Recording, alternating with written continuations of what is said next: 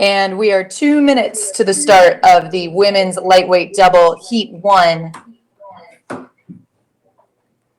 We can see the shot up at the start of these crews locked in, now gaining their points. Is that too loud? Again, it's heat 1 of 2 heats. And the progression is that the winner of each heat will advance straight to the grand final, with the remaining crews racing in the repechage later this morning. So the winner of this race gets to skip that late morning race. So it's a race for first.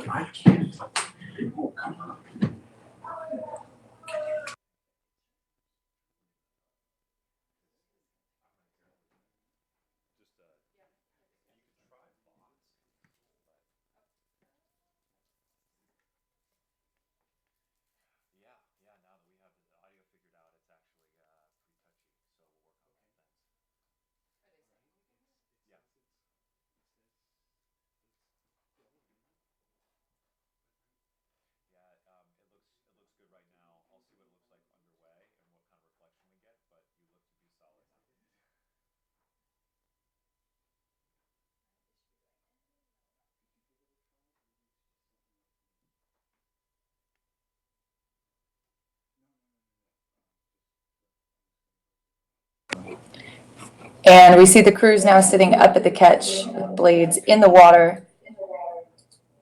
And they are off. This is the start of the women's lightweight double heat 1. It's Georgetown in lane 2, MIT, Princeton, and BU. And it's a clean start across the board from all 4 of these doubles. So Georgetown, a new entry in the 2018 IRA. MIT, Princeton, and BU were all here last year. Pretty quick start at the moment from Princeton, I say. They look to be our early leader, with Georgetown and MIT fairly close. But a nice, quick, and aggressive start from Princeton through the first 250. And as they start to approach 300-400. Connection lost. Connection lost.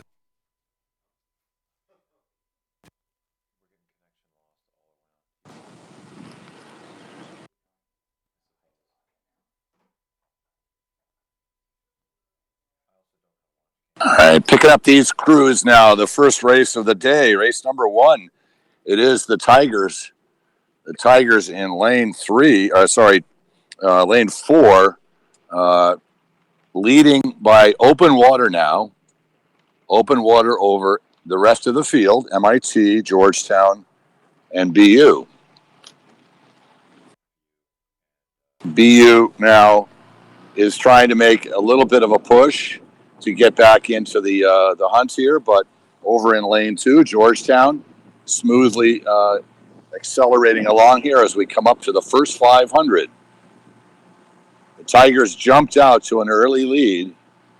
Georgetown firmly in second, about a half a boat length ahead of MIT. A little bit of steering here in the Georgetown crew. Hit a buoy there, but they've recovered. Didn't seem to really slow them down much. And BU about a length back off the stern of MIT. The Tigers continue to march down the middle course in lane 4. And they've got a full length of open water now. So they're looking very comfortable, very smooth. So good power, good acceleration. And MIT now taking a press here in the second 500 to try and challenge Georgetown. MIT working their bow right up level now with Georgetown, with BU trailing.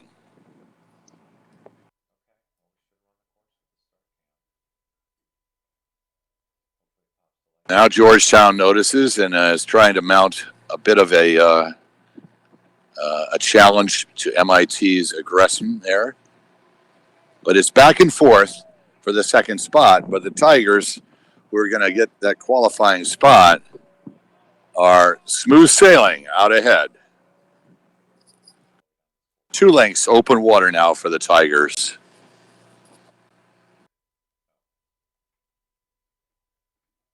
Now MIT has cracked Georgetown there, and they've got about a half a boat length as we approach the 1,000-meter mark. Ratings look to be fairly similar. Let me get a check here. And I think we're around in the low 30s. 34 for MIT. And 34 for Georgetown. So I was correct. They're both about the same rating here. And the Tigers are just gone. They are way out front in the third 500 here. Probably 4 lengths ahead of MIT. Boston University chugging away in the back. Oh, we had a bad stroke in the Georgetown crew. She's got to get her oar back. There we go. So that costs them now. They got to regroup and get back in their lane. Oh, that's unfortunate. One of the gals caught her starboard blade on a buoy, and she lost her handle momentarily, but now she's got it back. So this is stretching out now. She's got to row this afternoon again anyway. At this point, no catching Princeton. No one's going to be catching Princeton. They're smooth and kicking it along. MIT remains in second. And BU now is about level with Georgetown. We'll see if they notice that and sit up a little bit and try and punch through to third place, or if they save their batteries for this afternoon.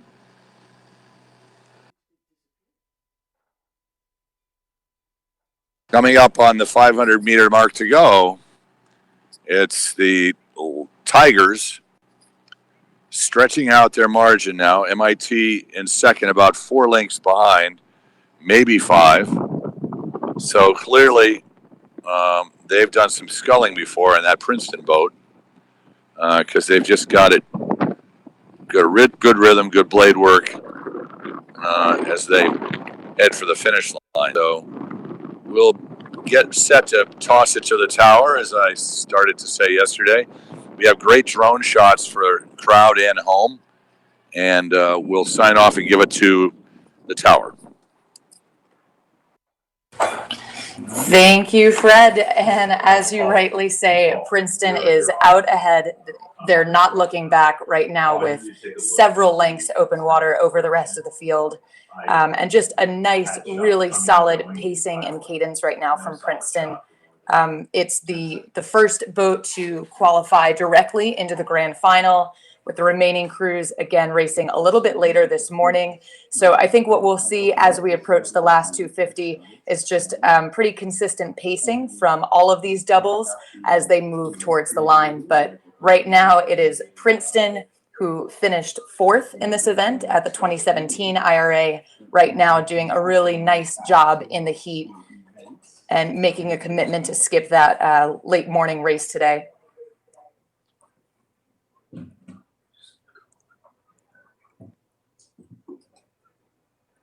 And it's Princeton first to walk into the last 250 and into the red buoy zone. A nice, powerful cadence, maybe a little bit of a lift here, but not too much as they now close in on the last stretch of this race and about the last 30 or so strokes.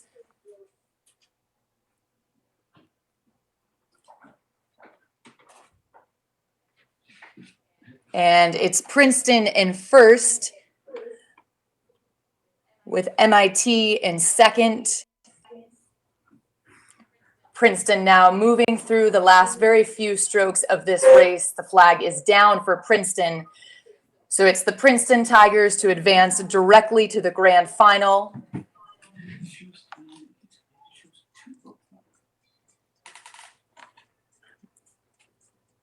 With MIT now in lane 3, moving through the last few strokes of this Heat 1. MIT coming through the line and now through, followed by Boston University in lane 5. And Georgetown. So it is Princeton to move directly to the grand final. We'll have times here in just a moment.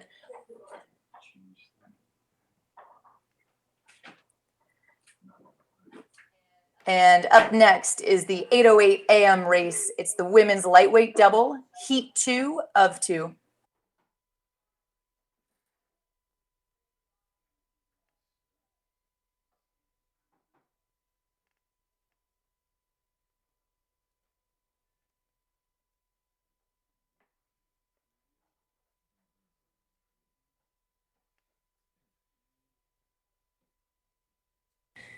And back up at the start, we're about a minute away from the women's lightweight double heat 2. In lane 2, Stanford. Lane 3, Tulsa. Lane 4, Radcliffe. And lane 5, Wisconsin.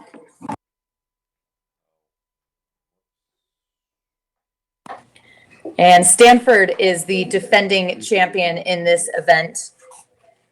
At the 2017 IRA, it was Stanford for first, Wisco in second, and Boston in third. So in heat 2, Stanford racing in lane 2, Wisconsin in lane 5. They finished first and second last year.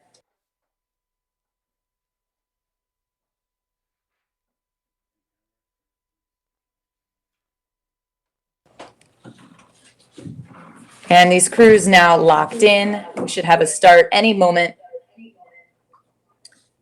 Tulsa is a new entry at the 2018 IRA, so good to see a couple of additional entries from Tulsa and Georgetown here. And we have a start.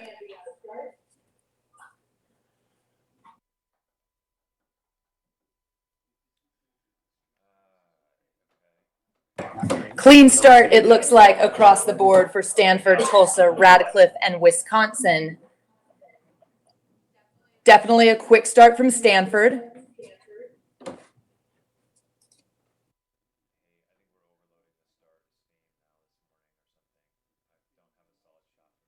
These crews now moving through the first 250 or so. Stanford out of the gate, Wisconsin as well. Okay, now we're back. Radcliffe a little bit off the pace. I'd say Stanford, Tulsa, and Wisconsin pretty quick out of the gate right now, moving through that first stretch and towards the first 300 or so down. But Fred, we'll hand it over to you. Let us know what you can see from the launch.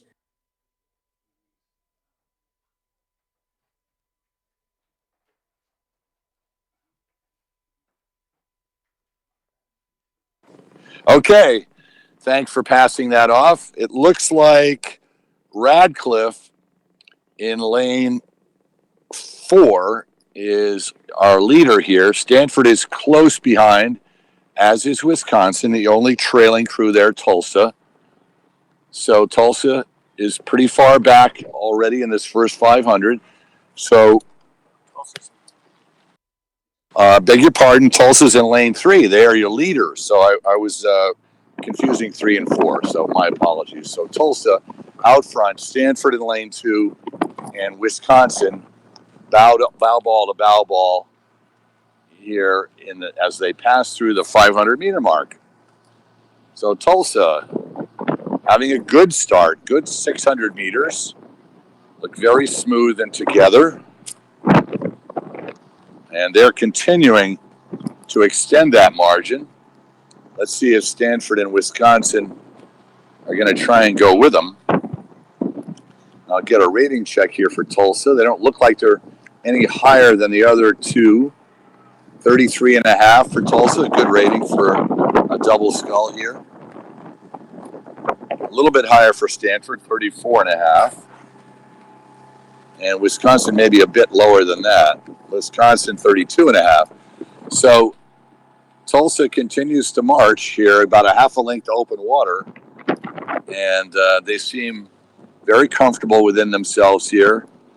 Good compression, getting the knees up to the catch and getting those blades in. The trick is not to miss any water at the front end. So you want to start that square up as you come over the shins, get it square, drop it in, press. Not much has changed between Stanford and Wisconsin. And unfortunately, Radcliffe has fallen off the pace, but giving a game fight nonetheless. So Tulsa hasn't been as dramatic as the Princeton double in terms of their margin so far. But Tulsa definitely in control of this race as they approach the 1,000-meter mark.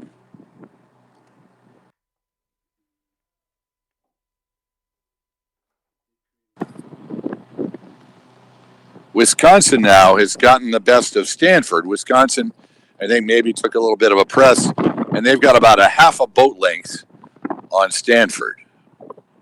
They look like they're making a move, and they might even be challenging Tulsa. Coming back, closing a little bit of that gap that Tulsa earned in the second 500.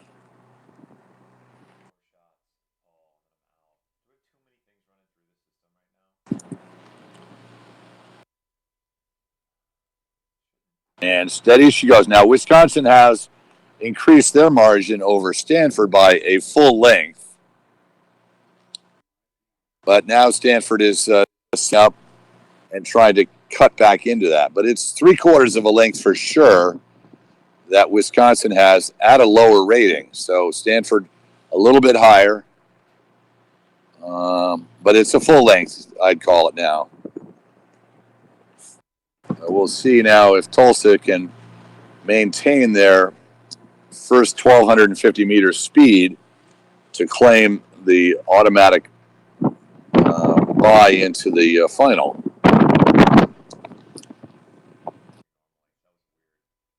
We have to keep our eye on the wake here. So we may get ready to toss it to the tower a little bit early with Tulsa fully in the lead here. I'm looking for the drone. We got a drone shot here. It should be coming from, oh, there it is. So Tulsa continues to march onward, and we're going to shut it down here, make sure we don't wake the trailing crew, and over to the tower. Thank you, Fred, and absolutely a great race for Tulsa. As I said earlier, they're a new addition to this event, and definitely a strong lightweight program from Tulsa. In fact, Michelle Sexer of the national team raced at the 2017 World Championships, including several other senior World Championships as well. So she was in the women's double last year in Sarasota that did very well. So not too surprising to see the Tulsa program put out a strong double, and they are definitely committed to skipping the repechage this afternoon or later this morning and moving directly into the grand final. And it looks like that is exactly what they will do as we close in on just about the last 250 meters or so.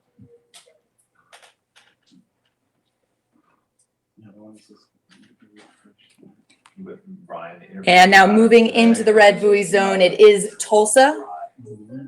We'll see as these crews get a little bit closer, whether it's Wisconsin or Stanford for that second place position. But again, in terms of strategy, the goal is to finish first in this race so that you can race just once today. And so it looks like Tulsa has punched their ticket to the grand, and we may not see too much of a sprint from the remaining crews. And Tulsa now moving through the last 100 meters or so. We see the flag up for them. A nice, powerful cadence and really good run coming out of that shell. Good work from Wisconsin and Stanford as well. Radcliffe just behind them, but Tulsa now with a very confident open water lead over the rest of the field as they move into the last 10 or so strokes in this women's lightweight double heat number 2. Okay, I'll do that. So I will just create a new. And Tulsa now coming through the line at a comfortable base cadence. It's Wisconsin for second in lane 5. Stanford for third in lane 2. And Radcliffe now moving through the last stretch of their race in lane 4. I'm not sure. I have to create a new. So it's Princeton and Tulsa that will advance straight to the grand final. Yeah. We'll see the rest of these crews a little later this morning. Radcliffe now moving through the final 5 or 6 strokes in their race. And Radcliffe now through the line.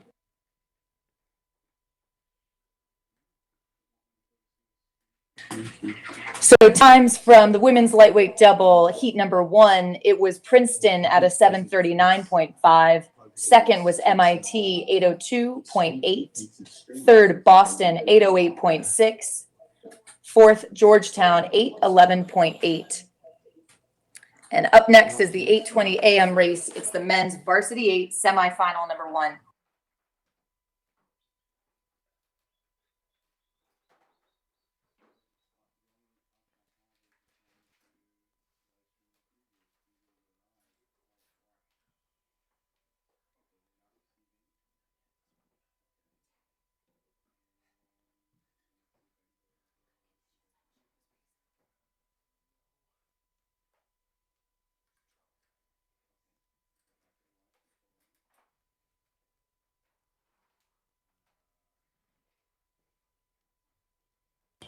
All right, so there we were kicking off the day with the lightweight women's doubles. And now we're moving back up for the heavyweight varsity 8 semifinal number 1. Some great matchups going here. Ready to see who's going to make it into the grand final. That was quite a bit of And working for the Varsity Challenge Cup. There's lane number 3. California in lane number 3. I don't know if there's a lot we can do about that. Northeastern, lane number 4. Trying to pan. Yeah, they're just getting washed out.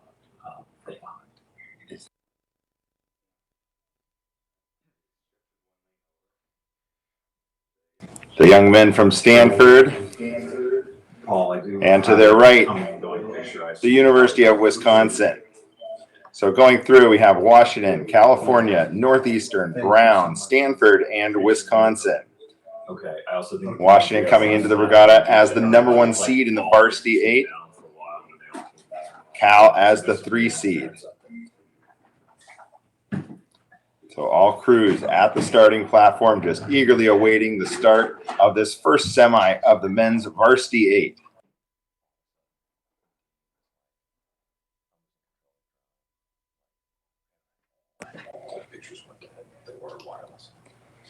So in lane 1, the Huskies, University of Washington, we have our local representation of Sean Kelly, the 2 seed in the Husky varsity 8, a local Princeton kid.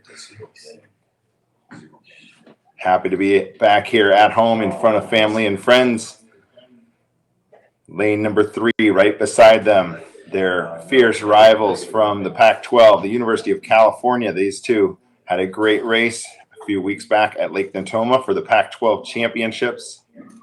Washington coming away with the win, but Cal closing the margin from the dual race earlier in the year. So the crew's sitting pretty at ease right now, waiting for this race start.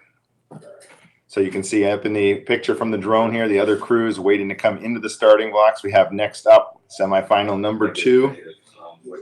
And then we move into the 2V semifinals, followed by the 3rd varsity semifinals. So AB semifinals for your next 6 races here.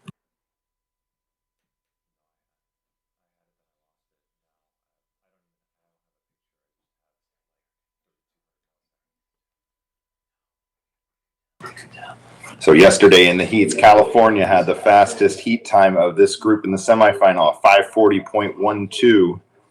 Northeastern at 5:42.84, and Washington at 5:43.15. None of those times matter today. We're just going to see who's got it on this straight shot, and they are off. So Washington on the bottom of the screen right now, the left-hand corner. There is the Huskies with the white blades, California, the blue and gold of California Golden Bears right next to them. So we're off to a clean start by all crews. A lot of power going down in all of these boats here. So a tightly packed field right now. We're seeing the drone side view, and we got a very tight packed field. It looks like California maybe just getting a little bit of a seat lead off the high strokes. We're having all. So California, Washington, Northeastern in the lane 3 here in our picture. Brown, Stanford, and Wisconsin. Semifinal A. 3 boats to go through.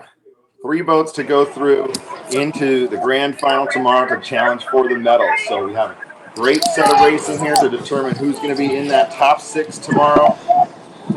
Every crew wants to lay it all on the line and see what they can do. Brett, over to you. All right, picking these crews up at just before the 500-meter mark. It looks like the Huskies are beginning to get their bow in front of Cal and Brown. Those 3 crews have taken away now, and Brown has about 6 or 7 seats over Northeastern and Wisconsin. I'd say Wisconsin and Brown are running level. Stanford trails in 6th place. Bruno is taking a big push here and very impressively leading the Huskies by about 3 seats. Trying to get out early, trying to get in that echelon of 3 crews in front. Brown looking strong. Let me get a lead here and see how hard these boys are working. 37 for Brown. Looking very smooth. Washington up at 40. 38, call that 38. California 38. So very impressive for Brown. Northeastern about 6 seats back of California, and Wisconsin making a good push here. Wisconsin coming up to challenge Northeast for that 4th spot. Brown continues to lead about a 242, 243 to the 1,000, according to my unofficial clocking.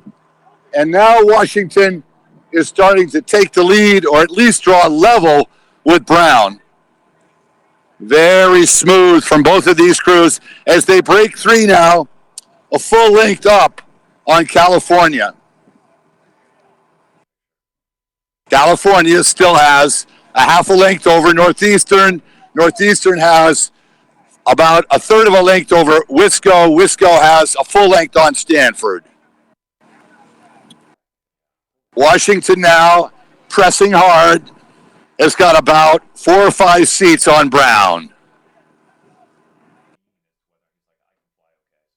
39 for Washington.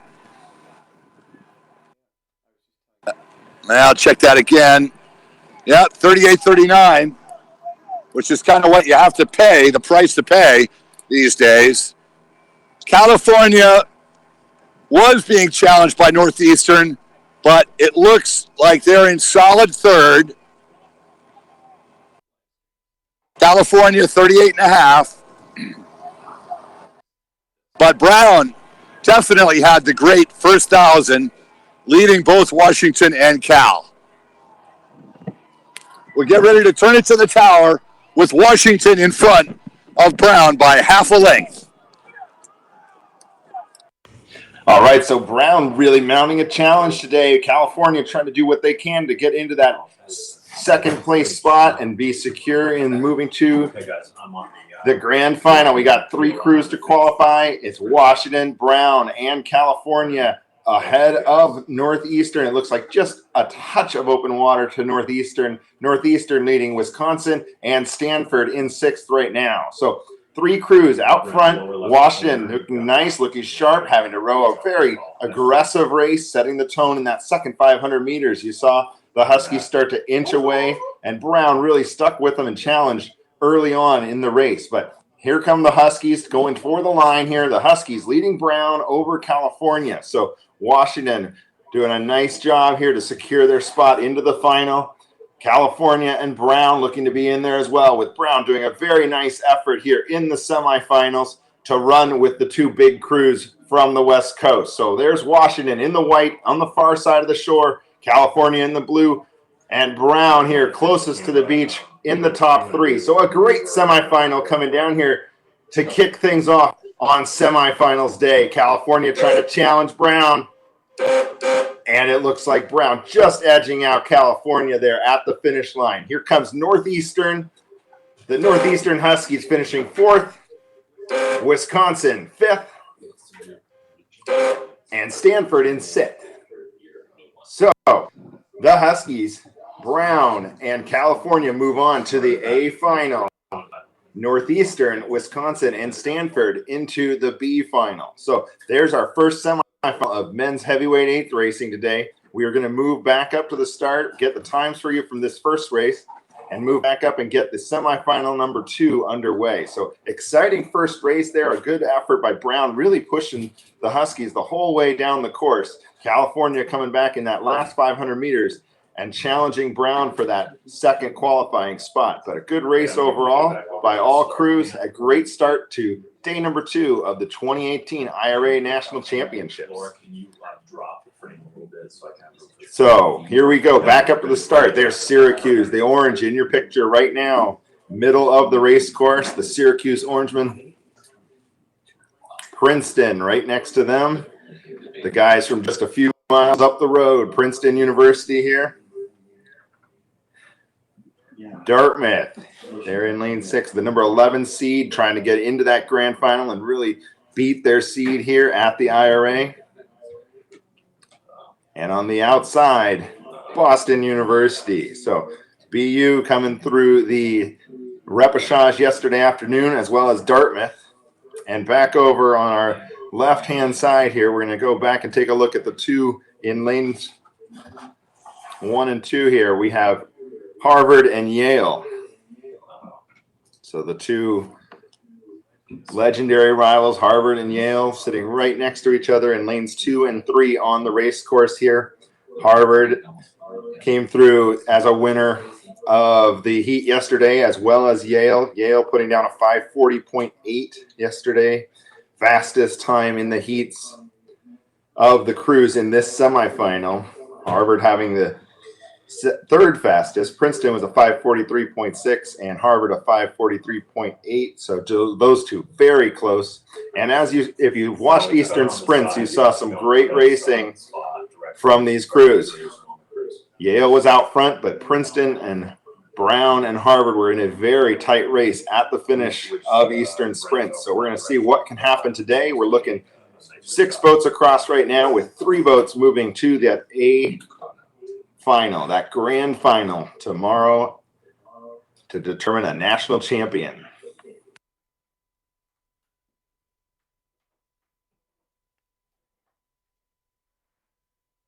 All right, so a wonderful shot. You can see the race course here. Great conditions this morning here on Mercer Lake. Should be underway shortly. You can see the crews sitting pretty easy right now. So Coach Steve Gladstone's 2017 IRA National Champions there. Second boat from the bottom of the screen. Second boat over from the left there, lane number 3, the Yale Bulldogs.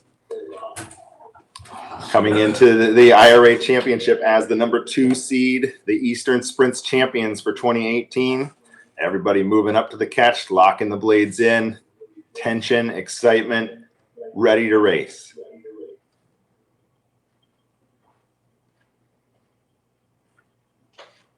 And we have a start. Looking to find who's the top 3 from this to move on into that grand final and join Washington, California, and Brown.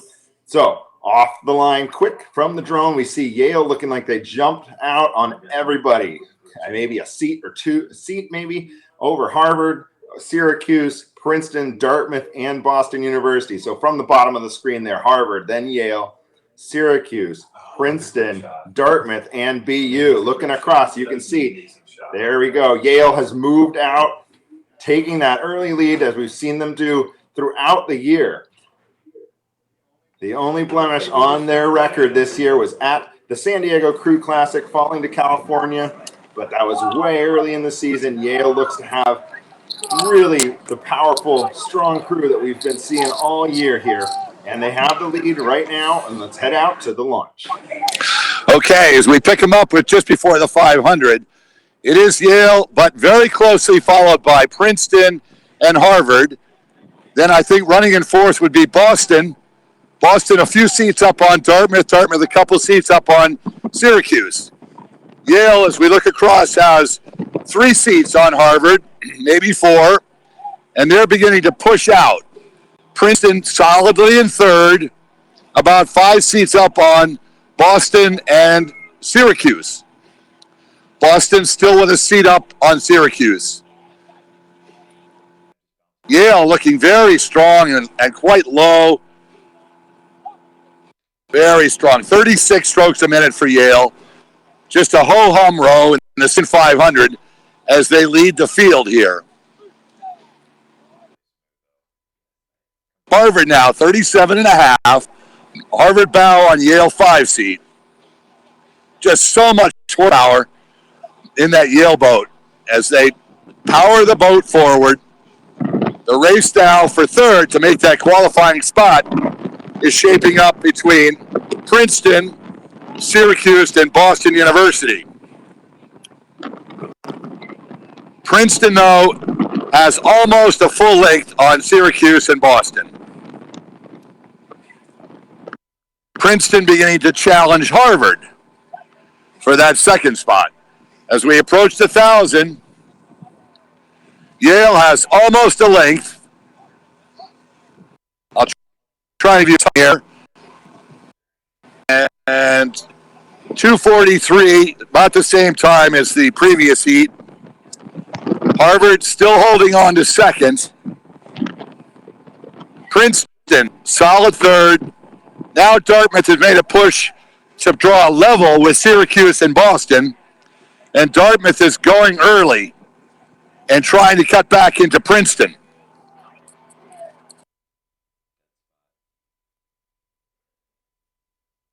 Yale just steady as she goes. Harvard hanging on to second just by a little bit. And a good fight between Dartmouth and Syracuse now for that 4-5 spot. Boston about 3 seats.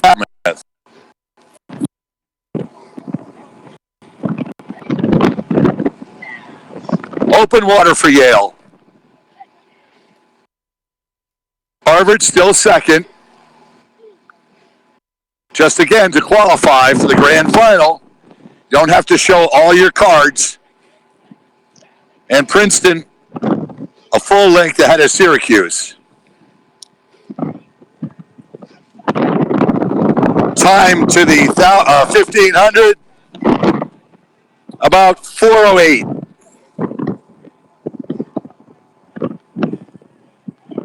And we'll turn it over to the tower with Yale solidly in control of Harvard and Princeton.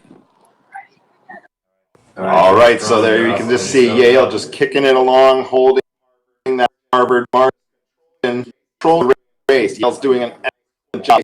It's quiet, smooth stroke, almost betraying how big and physical this Yale crew really is. So Yale with the lead over Harvard, Princeton off the rest of the field for that qualifying spot. So Princeton, Syracuse, Dartmouth, Boston University here to secure into the grand final. That's what they got to go for. If there's going to be a sprint, we're going to have to see Syracuse really cranking it up right now. But Syracuse has a tiny bit of overlap, it looks like, with Princeton. But it's Yale out front, really powerful, very long. Harvard sticking right with them going into the grand finals. The hope of these top 3. They got to finish out the last few hundred meters clean and strong. But it's Yale clearly in the lead with the blue and white blades of Yale University.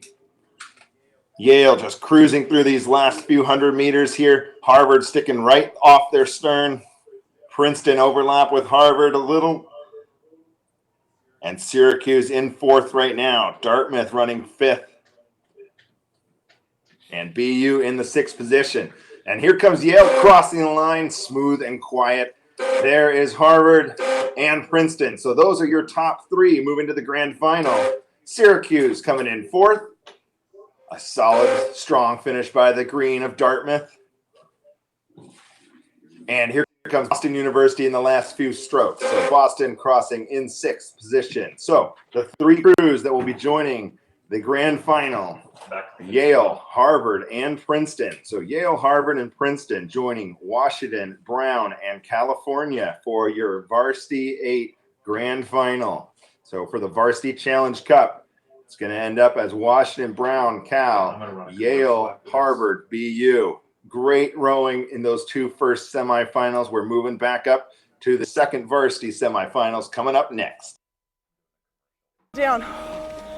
Breathe, guys. We're about to unleash a beast on this next one. Feel it. Feel the rhythm, yes. We're on. Come on. 30. Come on, we got clear water. Flat water. Push yourself. Yes, for everything. Everything anyone ever told you you couldn't do. I want you to do it right here.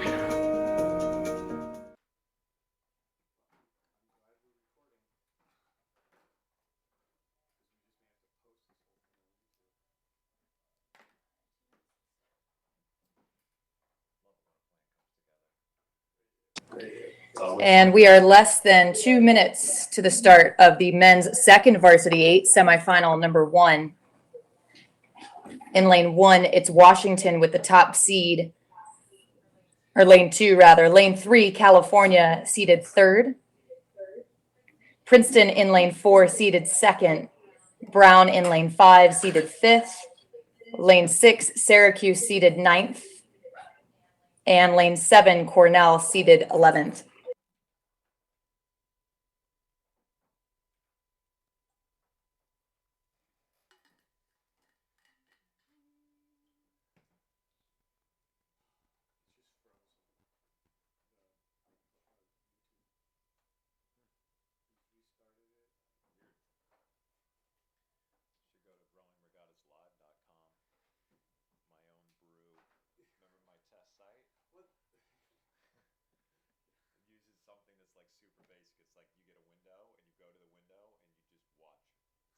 It.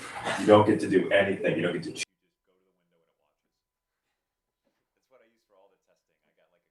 And we see the crews now gaining their points. Again, the men's second varsity 8 semifinal number 1. Washington is the defending champion in the men's second varsity 8. They won the 2017 IRA.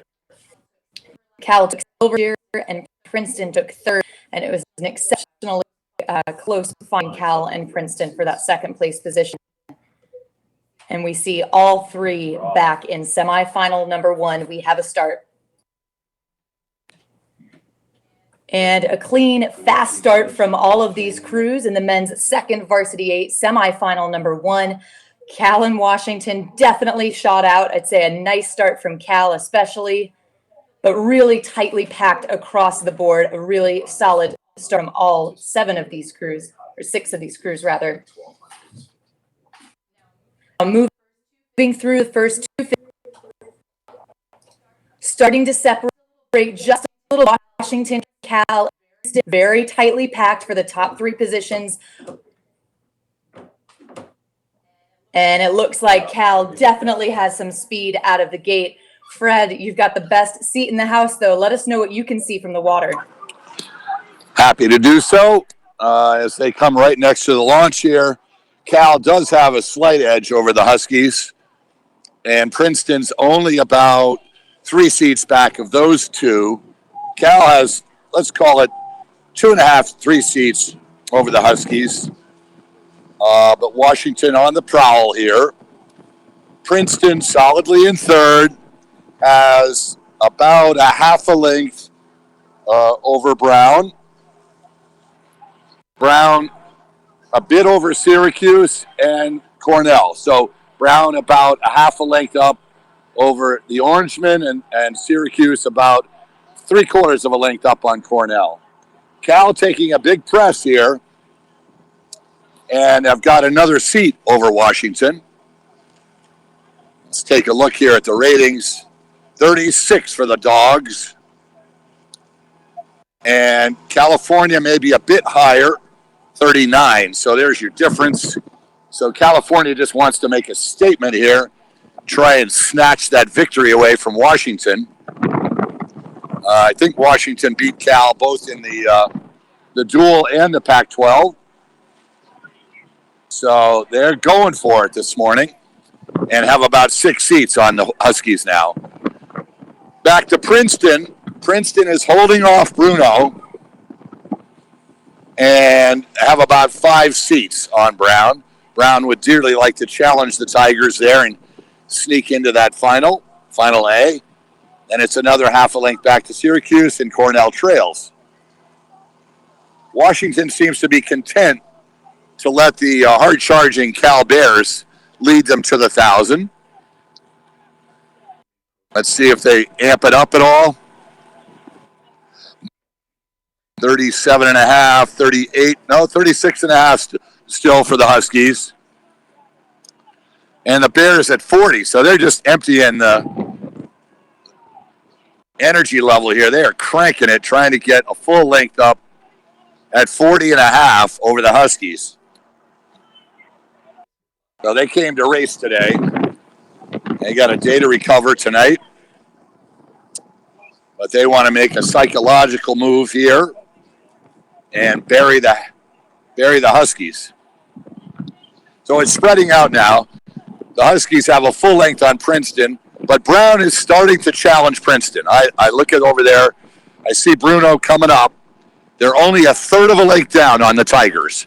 So that's where you want to keep your eye at the finish line tower. And we get a pretty close look here with the camera margin. It's not too much. It's not too late for Brown to challenge the Tigers there, but they're going to have to really have a great 500. So Cal rode most of the way to get ahead of the Huskies. The Huskies content to let him go. Princeton solidly in third all the way. And Brown is going to have to work really hard to catch the Tigers. Over to you, Colleen.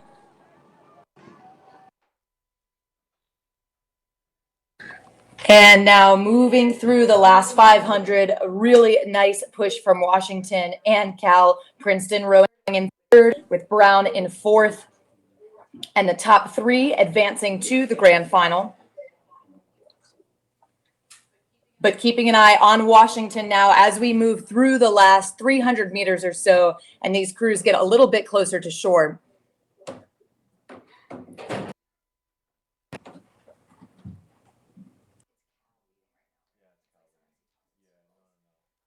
Cal right now leading the pack with just about a length or so over Washington. A little bit less than that now as we see these come through the 200 meters or so. Cal leading in this very last stretch of the final number 1. And now coming into the last 20 strokes or so, it's the California Bears over the Washington Huskies. And it's Cal up on Washington, just shy of a full length. Now moving into the last 10 or so strokes, it's California to take semifinal 1 in the men's second varsity 8. Cal by just shy of a length over second place Washington. Princeton now coming in third, followed by Brown and Syracuse just right behind them. Cornell now moving through the last stretch of their race. So it's Cal, Washington, and Princeton to advance to the grand in the men's second varsity 8 semifinal number 1.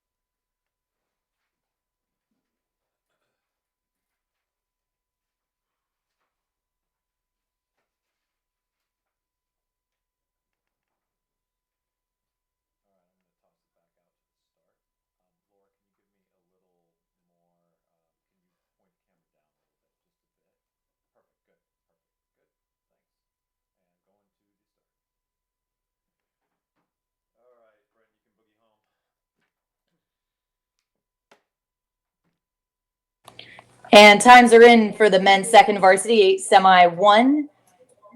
It was Cal at a 5:41.3. Second, Washington 5:44.1. Third, Princeton 5:47.4. Then Brown 5:49.9. Fifth, Syracuse 5:50.3. And sixth, Cornell 6:09.1.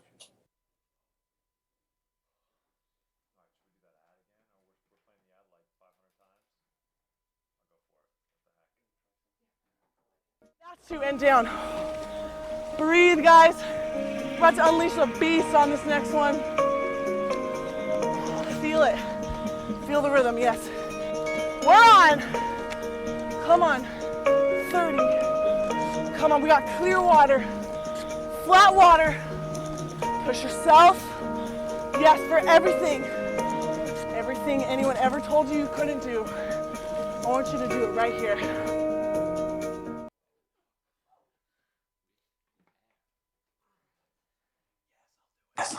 And we're 1 minute to the start of the men's second varsity 8 semifinal number 2 with Yale, Harvard, Dartmouth, Northeastern, Wisconsin, and Boston.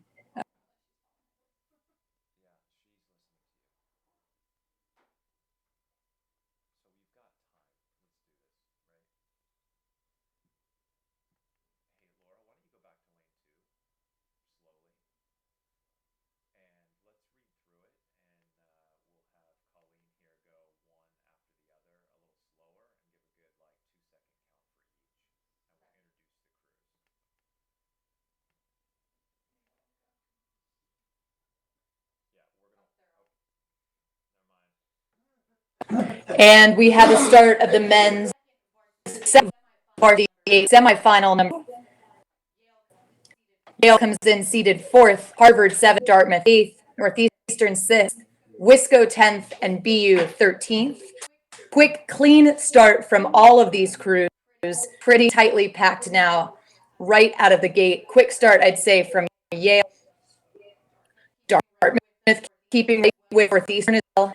Harvard not to be definitely an exciting first 250 or so of this semifinal number 2 in the men's second varsity 8. Looks like Yale starting to make a little bit of a push here as we move through the first 250 and into the base rhythm. But Fred, let us know what you see from the water. Very even right now. Yale is probably got a little bit of an edge over Harvard, Dartmouth, as you mentioned, right there, Northeastern there. Boston on the far side is right in the mix.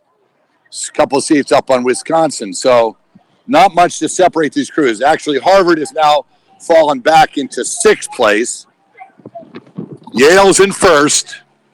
I would call Northeastern 2nd by a whisker over Dartmouth, but Boston right there, a half a deck down. Then it's back to Wisconsin in 5th place. Harvard in 6th. Yale taking off now. Got 7 seats on Dartmouth and Northeastern. Boston University trying to stay right in the mix. And their bow balls are almost level. Northeastern now in 2nd place. Just a whisker ahead of Boston and Dartmouth. Let's get some ratings here now. Yale looks very comfortable. They're down to 37. Northeastern, still 2nd spot, is trying to get away from Boston and Dartmouth. Northeastern at 38. Boston at 37. Now Northeastern has a couple of seats on Boston University. Boston is in 3rd. Just a whisker ahead of Harvard. Then Dartmouth, then Wisconsin.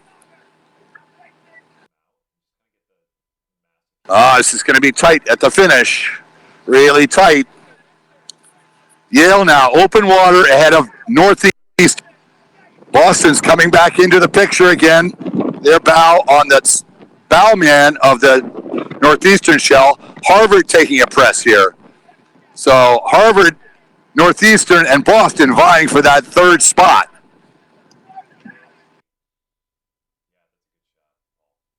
A little rebel yell from the Harvard boat.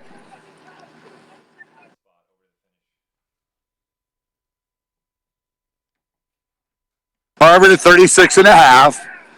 Now Northeastern has broken free of Boston. Northeastern's 4 seats up on Boston. Wisco and Dartmouth running about level. Dartmouth maybe has a slight edge. So Harvard clearly in second. Northeastern clearly in third.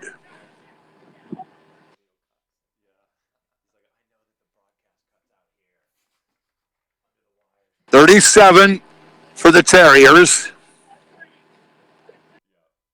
$37 for Northeastern. And Harvard, 36, I think.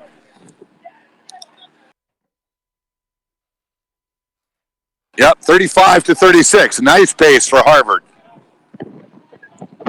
So the question is, can Boston mount a challenge here and catch up to Northeastern in the last 600 meters?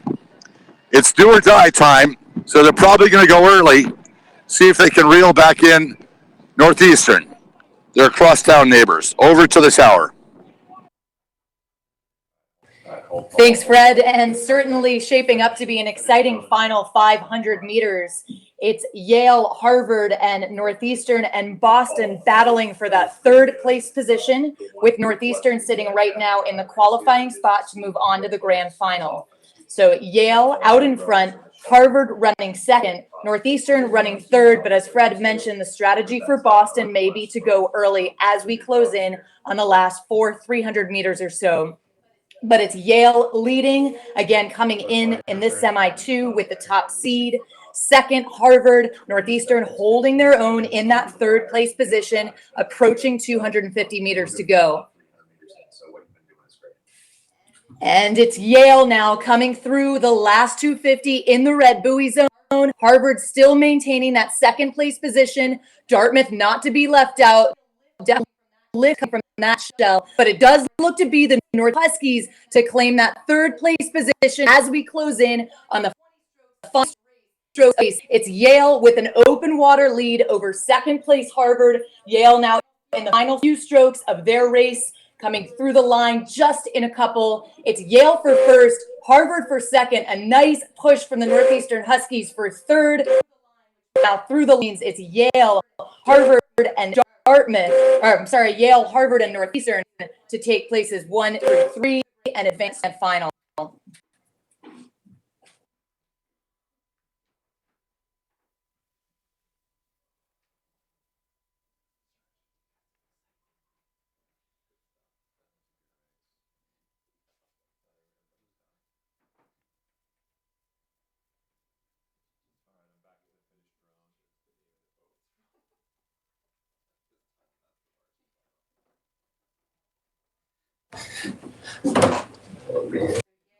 Yale, Harvard, and Northeastern to join Cal, Washington, and Princeton in the grand final. Connection lost. Connection lost. Connection lost.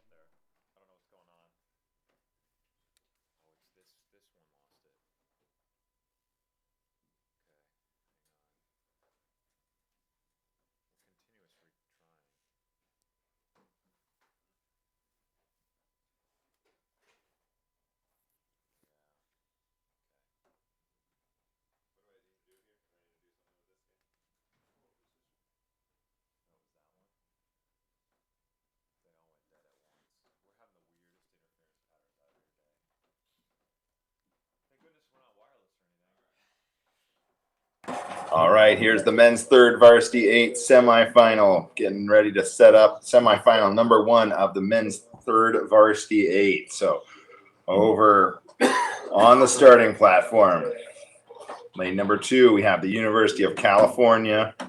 Next to them, Washington. Northeastern in lane 4. Princeton University in 5. The University of Wisconsin in 6. and Brown University in lane number 7 here. So Brown will be the closest to the shore as they approach the finish line. California on our side, just off to their starboard, will be the Huskies, the other Pac-12 school here. So the third Varsity 8, looking to get ready for the start of the third Varsity 8 semifinal, coming up really quick here. One hand, a few hand up, but we're waiting for the start here. Should be on shortly.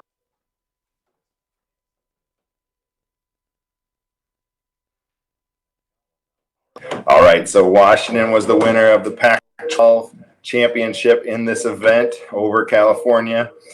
Washington comes in winning the heat, 552.05. California, 553.16. So pretty close for those two rivals.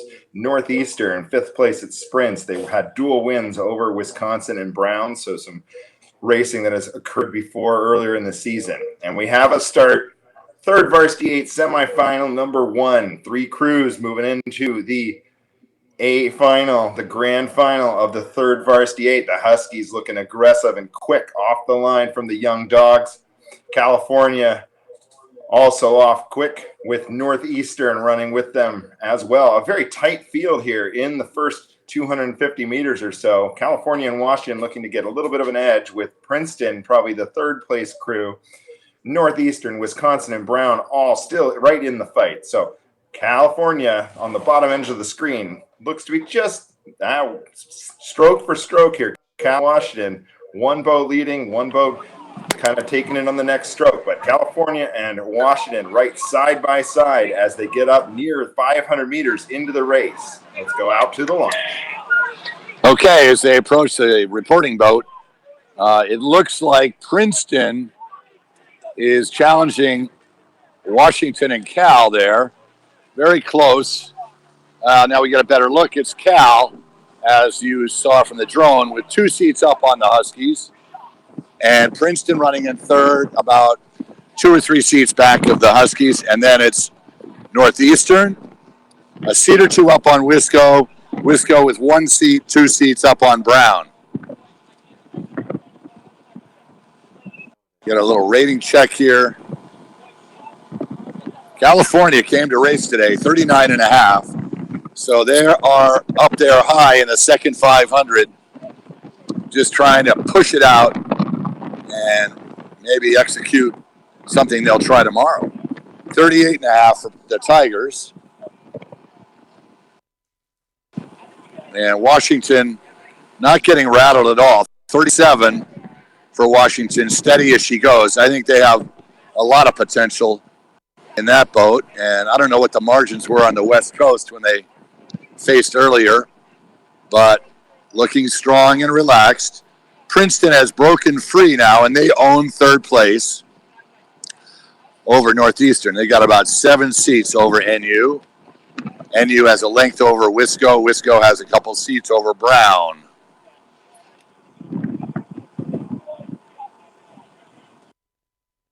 $39 still, $39 for Cal.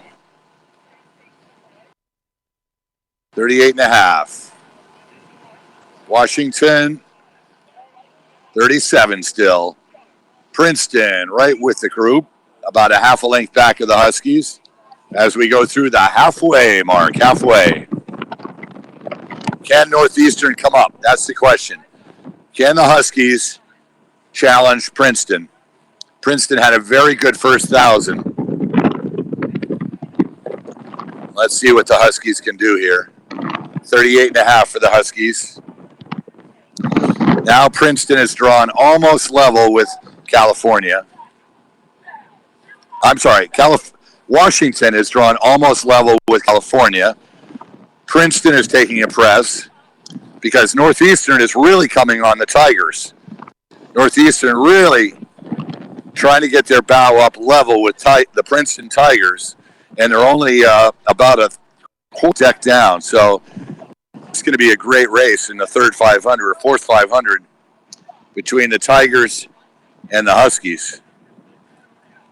Washington now is your leader. Washington patiently waited for the first 1,000, and they are now a couple seats up on the Bears. 37 still for the Huskies, but doing it with power. So let's go with our cameras back to Northeastern and Princeton. Princeton and Northeastern just fighting for that third spot. Oh my gosh, lanes 4 and 5. Right now, Northeastern has caught Princeton and look like they've got the momentum, but let's see what Princeton's got for a sprint. So we'll turn it over to the tower with right now, I'd call Northeastern ahead of the Tigers. Over to you. All right, so it's two teams of Huskies really making a push.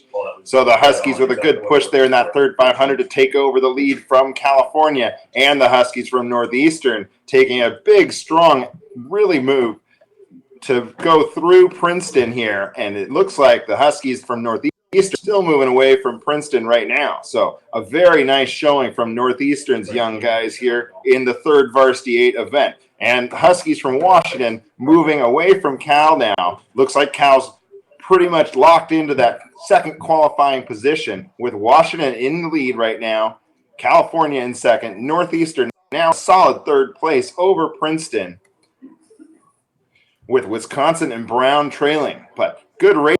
The University of Washington Huskies to wait patiently and then attack Cal in that third 500. A very good effort by California early in the race. So Washington, as your leaders right now, California and Northeastern, very tight for that second and third spot. So it looks like Washington with the win here coming across the line. Last few strokes here for the Huskies, and Northeastern's Huskies are charging all the way down this second 1,000 meters.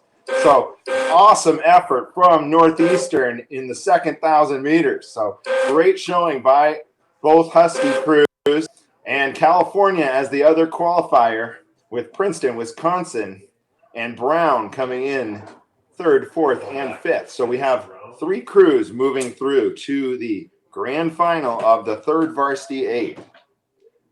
That's Washington, Northeastern, and California. Princeton, Wisconsin, and Brown will be headed to the B final, but we'll join the semifinal number 2 and get 3 more crews that move into the semifinals. We will be up to the start line shortly for that next race, semifinal number 2 of the third Varsity 8, coming up soon. That's 2 and down. Breathe, guys. We're about to unleash a beast on this next one. Feel it. Feel the rhythm, yes. We're on. Come on. 30. Come on, we got clear water, flat water. Push yourself. Yes, for everything. Everything anyone ever told you you couldn't do. I want you to do it right here. That's 2 and All right, so here we go. Semifinal number 2 of the third Varsity 8. We have lane number 2, Yale University, your third Varsity 8 Eastern Sprints champions. Harvard right next to them, lane number 3. Harvard University in lane number 3. And then Boston University in lane number 4. So BU sitting ready at the catch. Lane number 5 there, Dartmouth University, or Dartmouth College, excuse me. Syracuse won the petite final at Eastern Sprints, and Cornell in lane 7, closest to the shore, the big red, just 0.1 seconds behind Syracuse at Eastern Sprints in this event. So a very tight race between these two. And then Dartmouth and Syracuse early in the year in the Cup race had in the third Varsity 8 race a photo finish between Syracuse and Dartmouth. So we could see a very tight bunch here. BU, Dartmouth, Syracuse, and Cornell very close to each other all season long. Yale, the winners of Eastern Sprints, seated the highest amongst this group coming into the IRA regatta. And Harvard, the pretty fast time, putting down the fastest time in the heat of this group. So should be an exciting race for 3 spots into tomorrow's grand final of the third Varsity 8 semifinal.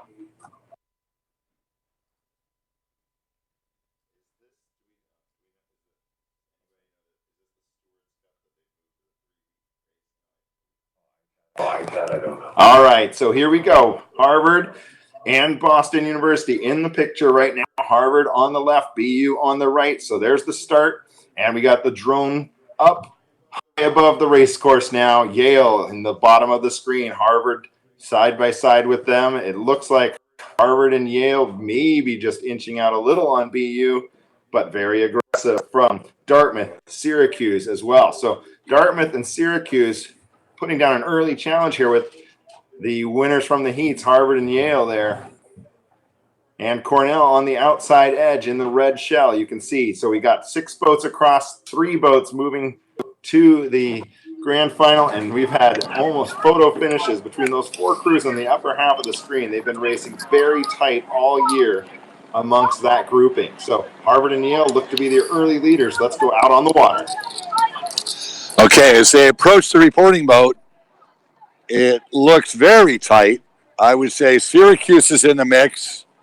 Harvard, Dartmouth, all running about level. Give Harvard a slight edge here, maybe a seat up on the field, but very close. Then it goes back to Boston, would be in 5th, and Cornell 6th. Harvard and Yale got about a deck or 3 seats up on Syracuse and Dartmouth. Syracuse has a seat on Dartmouth, who have about 2 or 3 seats on Boston. Boston has about 4 or 5 on Cornell. Yale and Harvard, stroke for stroke. Just about a third of a length on Syracuse over there in lane 6. Syracuse in that 3rd spot right now. Now Harvard's taking a push to get a couple seats on Yale. The orange still in 3rd. Dartmouth pressing, though. Dartmouth is trying to get up there. Boston University only 4 seats, not even 3 seats back. A couple seats back at Dartmouth is Boston. I think Boston's taking a move right here. It's really tight for 3rd, very tight. Now Boston has come up. Boston is now challenging Syracuse for 3rd, and I give Boston 3rd place now. Boston is clear in 3rd place. They got a nice thing going there, good rhythm, and they're starting to break away from Dartmouth, Syracuse, and Cornell. Harvard has now got a half a length on Yale, about a third maybe, 1/3 to a half. And Boston really has taken over that 3rd spot. They were being led by Syracuse there in that second 500. And then just before the 1,000, Boston turned it on. And now they're starting to come up to challenge Yale. Get a rating on Boston. 36 for Boston. But looked pretty smooth. They're coming up to challenge Yale for that 2nd spot. Harvard's 8 seats up on Yale. Boston only 2 seats down on Yale and moving.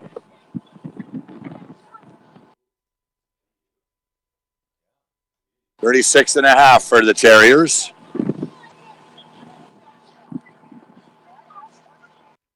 And I would say Boston has caught Yale at this point. Their bow now is ahead of Yale. And they got a couple seats. So Harvard's still in front. 35 for Harvard. And Boston and Yale running just about level. Give Boston 1 seat up on Yale, but no matter. Let's round it out here for the tower. Those 3 will go through. Dartmouth is in 4th, Syracuse 5, and Cornell 6. Over to the tower. All right, so great push by Boston University to run right with those Eastern Sprints champs from Yale. So BU doing a nice job. They're just clipping past each line of buoys, almost dead even here. Harvard with a little reshuffle of that 3rd Varsity 8 lineup, and it looks to be paying off. They've got a full-length lead over the Eastern Sprints champions from Yale, with Boston University running right with them in the 3rd qualifying spot. So we got 3 crews going through to the grand final of the Stewards Cup, the third Varsity 8 championship. Let's see what happens here as we get to the lane. So in the third Varsity 8, it's Harvard doing a nice job pushing through Yale early in the first 1,000. Yale running very well the whole way down the course with just this challenge mounted by BU in the second 1,000 meters. So Boston University not going away right now. So BU coming down to the line, rolling pretty much stroke for stroke with Yale. We're going to have a very tight finish for the second qualifying spot. But Harvard looks to be very secure in their first place spot right now for qualifying into the grand. So Harvard in the crimson there. You can see them out in front of the other crews, but it's Harvard looking for the line right now, pressing, and BU and Yale right down to it. It looks like BU just nudging out Yale, but what a race from Boston University. The Terriers with a really aggressive second 1,000 meters, and Dartmouth taking a solid fourth place position ahead of Syracuse, and Cornell wrapping up this semifinal. Cornell in sixth there. So three crews moving on to that grand final. The three crews moving on to the grand: Harvard, Boston, and Yale. Great row by Harvard out in front there. And Boston University, as we said, with just a very aggressive push through to go ahead into that second qualifying spot.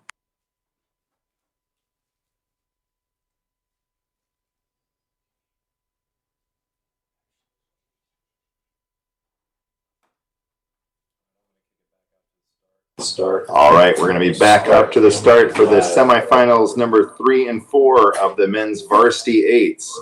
Semifinals number 3 here coming up next for you. George Washington University here in lane 2. Cornell in 3. Oregon State University in 4. St. Joe's in lane number 5.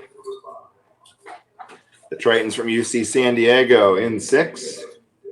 And Bates College in lane number 7. So Bates College coming in as a D3 program, earning their first trip to the IRA National Championship.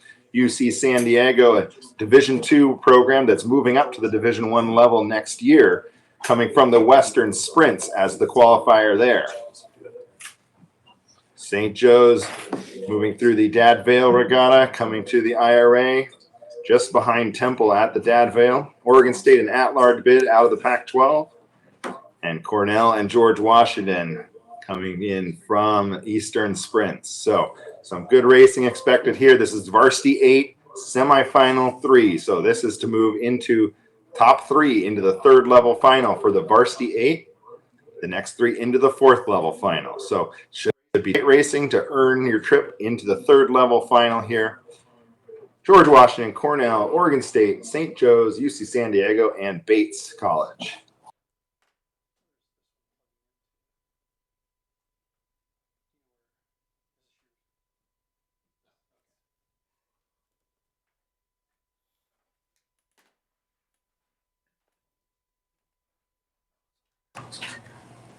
Yeah, YouTube plays for about 10 seconds. All right, so here we go. We're waiting for the start of this, but quickly going through Washington, Northeastern California, joining Harvard, BU, and Yale for the third Varsity 8 grand final tomorrow. So those were the qualifiers from the 2 previous races.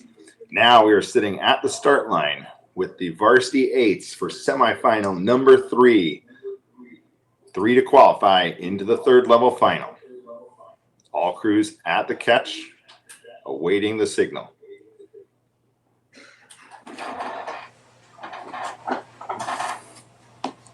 And here we go, Cornell. Right in the middle of the picture, the big red, you can see just getting off the line, taking their first 5 high strokes, getting up with the rate. And it's looking from the drone, Cornell nudging out in front of the field. Cornell with GW right beside them. Oregon State maybe just a seat off the start early, but right next to them is St. Joe's, UC San Diego, and Bates out there on the top edge of the screen. So right now, bottom end of the picture here, we can see we've got GW and Cornell pretty tight off the starting line. Oregon State, St. Joe's, UC San Diego, and Bates trailing, but Cornell taking the early stretched out move here, pressing in front of GW. It looks like they've got at least a deck early on. Let's go out to the launch and see what's going on the water. Okay, as you said, Cornell had a nifty start, but I think Bates is in the mix there too, all the way over on the shore side. Let's get a look when they come even here, but Bates clearly running in third, if not second. And I would call Bates in second for sure. Cornell first, GW and St. Joe's tied for third. Then it would be over to San Diego for 5, and then it's Oregon State in 6, but really level with St. Joe's. But so far, very impressive rowing from Bates College over in lane 7, the spectator side, as they are ahead of GW here in second. So Cornell continues to lead by 7 seats. But let's get a rating check on Bates over there.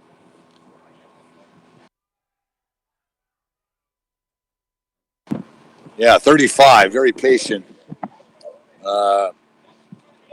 And Cornell here, probably a beat higher. Yeah, 37 or so. They're going for it. And Bates still in second. And it looks like St. Joe's has come up now to own fourth very clearly, but they're challenging GW for that third spot. And it's back a full length to Oregon State, and just a couple seats back Oregon State is San Diego. So Bates continues to roll along there on the inside shore. Just probably level here with GW. Very hard to tell on the angle, but Cornell ahead by full length. GW and Bates. So the question is, can St. Joe's now make a challenge? And they're trying really hard. This is the 1,000-meter push. St. Joe's is coming up to challenge GW and Bates. Let's get a rating on St. Joe's. Mike Irwin's boys at 40. So they're taking a press here. Do it now. No, it's not 40. Let's check again. 37. They're coming up. They're coming up to challenge Bates. Bates better be careful here, or get the rating up a little bit. See if they notice St. Joe's. They must notice them. Now, GW clearly owns second, but if I didn't know better, I'd say St. Joe's has taken over the lead from Bates. St. Joe's is up on Bates now by a couple seats. Cornell still churning away here. 36.5.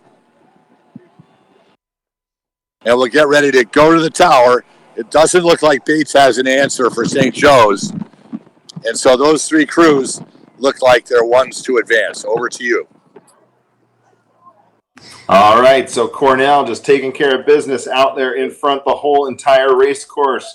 So Cornell looking like they are sitting maybe 7 to 8 seats, 8 seats to almost a full length here over GW. St. Joe's making that great effort in that third 500. St. Joe's taking over that third qualifying spot from Bates College. Bates with a great push early on in the race, coming out of the NIRC races. They've had their goal of making the IRAs, and they really challenged for that spot to make it into the third level final today.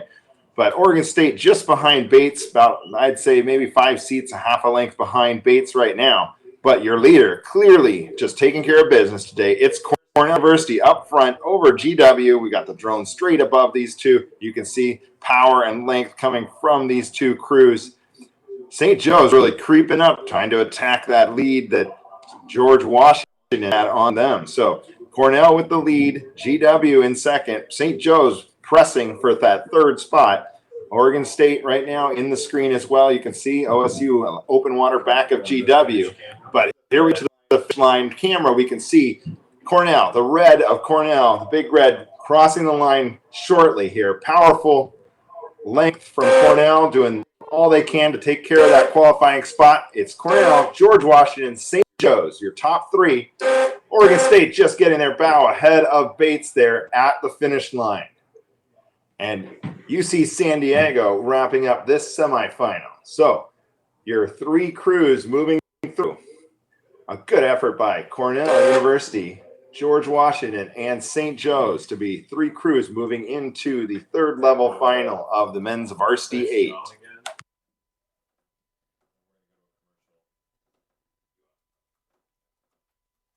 Down. Breathe, guys. We're about to unleash a beast on this next one.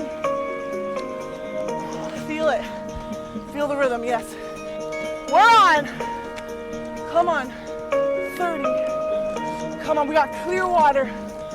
Flat water. Push yourself. Yes, for everything. Everything anyone ever told you you couldn't do. I want you to do it right here.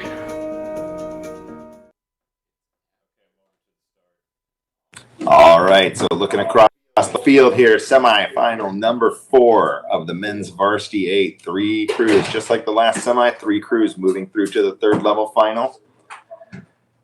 Over here in lane 2, the Naval Academy. Naval Academy in 2. Pennsylvania in lane number 3. Temple University, their neighbors from Philadelphia, from the Schuylkill, in lane number 4. FIT, Florida Institute of Technology, coming up from Florida. The SIRA champions from this year, earning their way to the IRA. University of San Diego, making the long trip out to New Jersey. And Marist in lane number 7. So Marist, Red Foxes there in lane number 7, close to the shore. So Marist earning an at-large bid with a great race earlier in the year at the NIRC races, just behind Bates College, your automatic qualifier from that race. So there is Marist sitting ready at the catch. USD coming from the Western Sprints. FIT from the SIRA races, the SIRA Championship. Temple coming as the winner of the Dadvale Championship.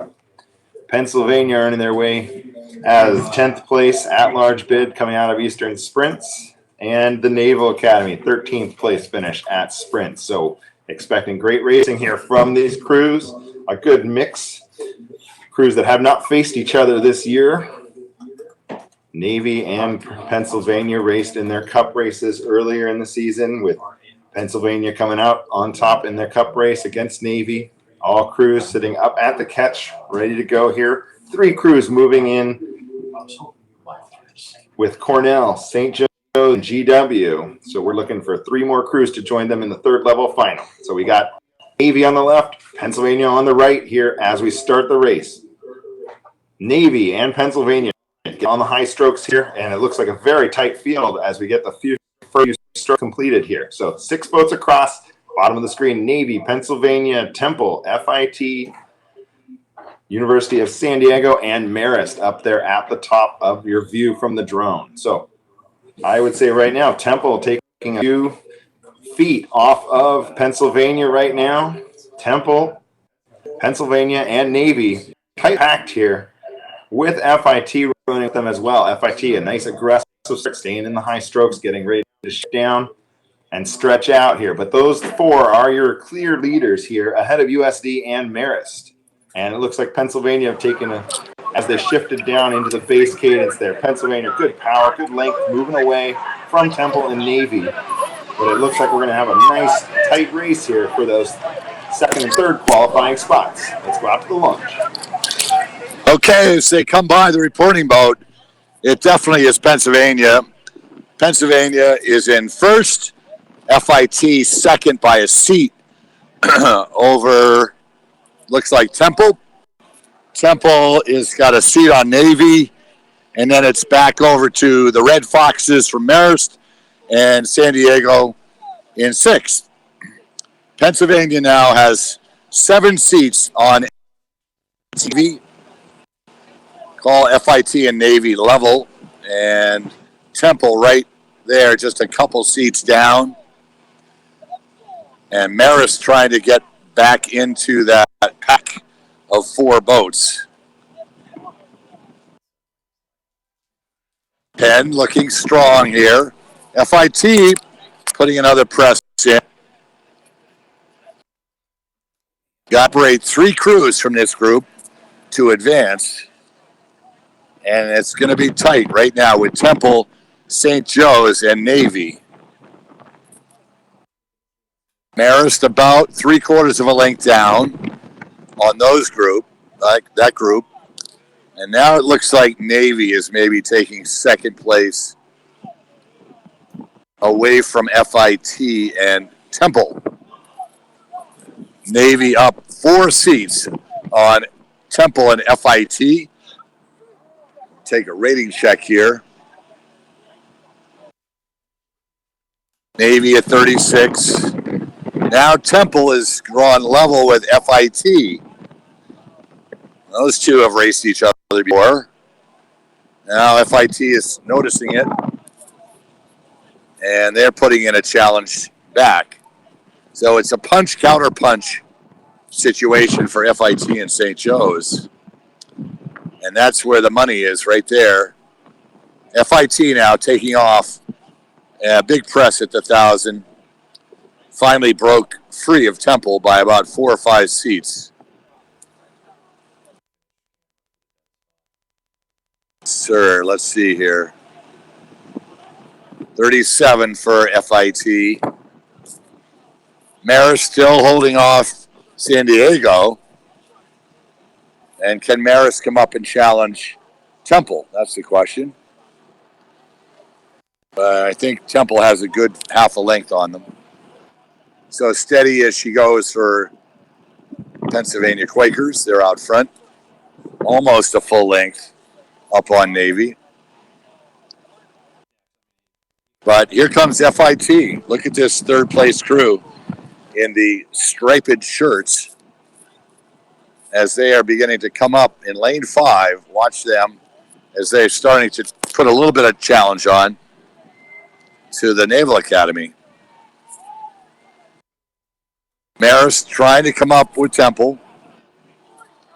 But as we get ready to throw it over to the tower, Navy's come up a bit on Pennsylvania, and FIT solidly in 3rd. So over to you, Colleen. All right, so Temple's got some work to do if they want to move into that 3rd qualifying spot. Going to take a big sprint from Temple to be into that 3rd level final. FIT with a very nice effort to press through in the middle 1,000 meters of the race course. But you can see Pennsylvania out with the lead. Navy starting to wind it up and really challenge and press against Pennsylvania to try to take the lead and the win in this semifinal. But Pennsylvania in that position to respond to them. Pennsylvania on the lead right now. You can see Penn about 5 to 6 up on Navy. Navy over FIT. FIT holding off Temple here.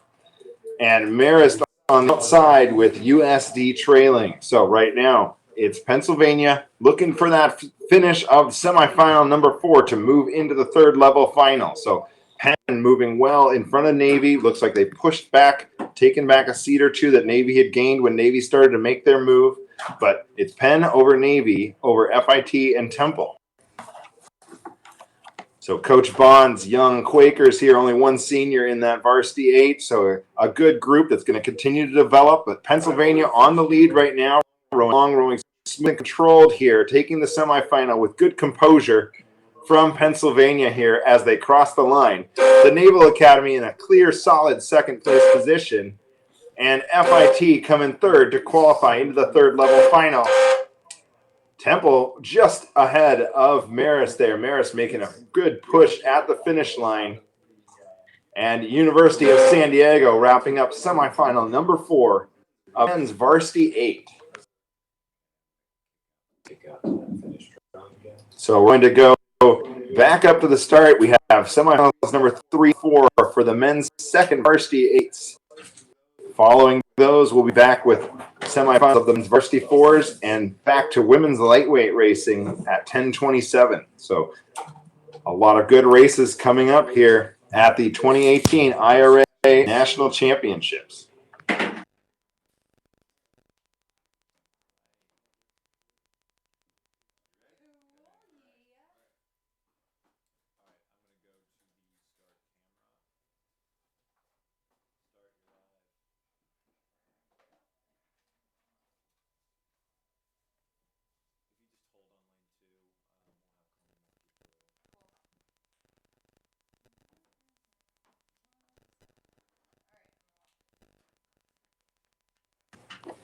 And back up at the start, we are awaiting the start of the men's second varsity 8 semifinal number 3.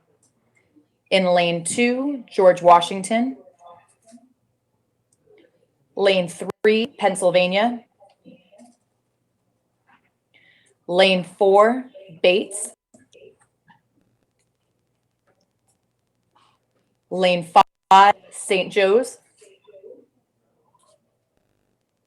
And lane 6, FIT.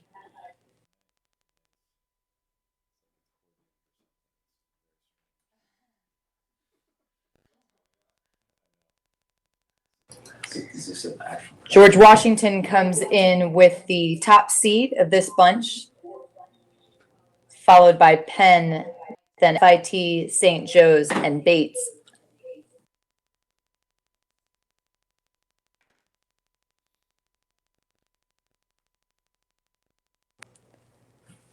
And the crew's now sitting up at the catch, gaining points.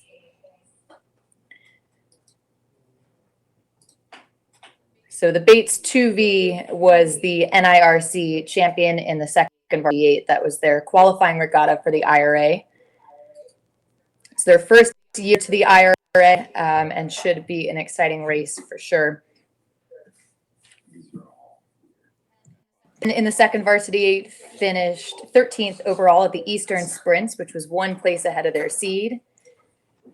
But for now, we have a start. This is the start of the men's second varsity 8 semifinal number 3. It's George Washington, Bates, St. Joe's, and FIT with a nice aggressive start from Penn.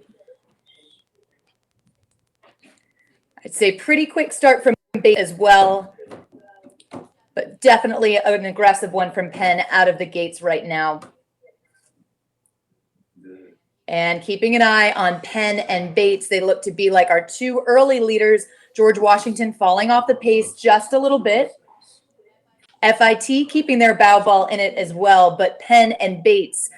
Fred, let us know what you can see from the launch. It looks like these 2 are on the charge. I definitely see Penn and Bates, as you indicate, a couple seats up on the field. When they get to us, give you better margins, but definitely Penn and Bates look level at this point, just before the 500. And I'd give it to Penn. Pennsylvania has 3 seats up on Bates. Bates is clearly in second. Then it's for third. It's going to be GW.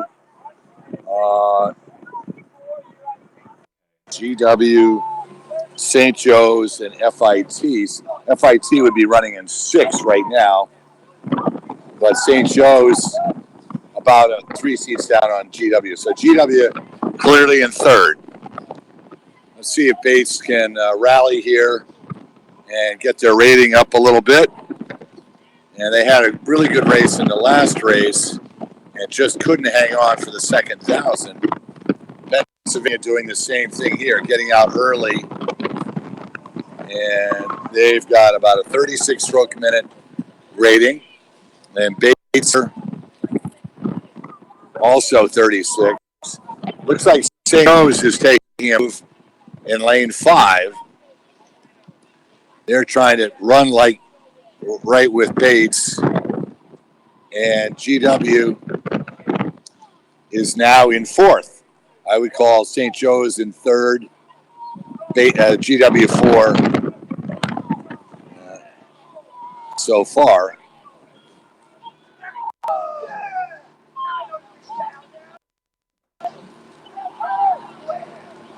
Just 5 boats in this race. Bates still in second, a couple seats up on GW and FIT, or St. Joe's, sorry. FIT is still in 5th place. Pennsylvania really humping on the lumber there. They're really trying to keep it going. And Bates is taking a press here as we go through the 1,000. It's Bates still pretty strong. That second spot. GW now is pulled away from St. Joe's. W has a good third of a length or more on St. Joe's. And Pennsylvania is still around 36.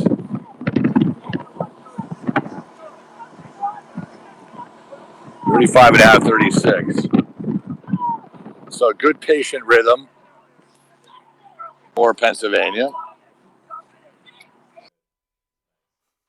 And very even now with Bates and GW. GW, I may be challenging Bates here for the second spot. And depending on the angle, I would say GW is ahead of Bates by a seat or two. So the question is, St. Joe's mustered a sprint here. I think they've gone up because they know it's time to go. At 37 now for St. Joe's.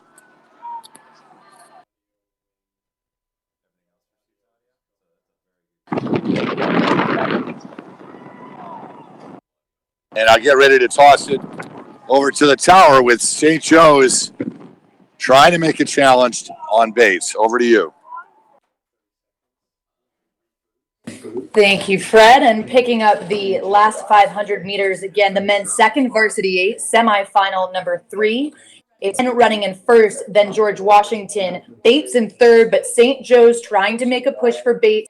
Again, the progression here is the race for the top reasons, which will advance those 3 crews to final number 3. Final number 3 determining positions 13 through 18 in the country. So right now, a race for those top 3 positions to move on to final number 3. And it's looking like Penn, George Washington, and Bates with a press from St. Joe's, who's chasing after Bates now in these last 250 meters. And it's Pennsylvania holding that lead over the rest of the field. We should definitely see some good sprinting, I'd imagine, from this race right here. Right now, though, Pennsylvania continues to lead, followed by George Washington and Bates. Bates has now really pushed back St. Joe's, so it is decidedly Pennsylvania, George Washington, with Bates for a close third, a really nice press from in those last 300 meters. It's Penn, George Washington, and Bates. St. Joe's now moving through fourth, followed by FIT in fifth. So it's Pennsylvania, George Washington, and Bates that will advance to final number 3. Again, final number 3 determining positions 13 through 18 in the country. The nice race from all of these crews. Time to moment. That's 2 and down. Breathe, guys. We're about to unleash a beast on this next one. Feel it. Feel the rhythm, yes. We're on. Come on. 30. Come on, we got clear water. Flat water. Push yourself. Yes, for everything. Everything anyone ever told you you couldn't do. I want you to do it right here. That's 2 and down.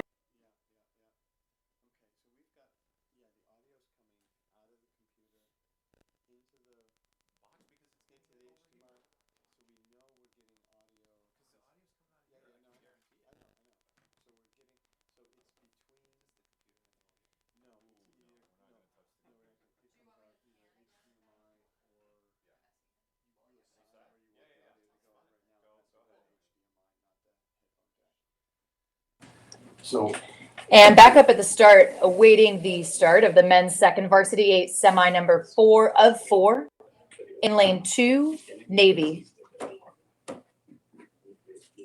In lane 3, Oregon State University. In lane 4, Stanford. Lane 5, Temple. Lane 6, University of California, San Diego. The crew's now sitting up at the catch. And of this bunch, Stanford comes in with the top seed, seeded 12th.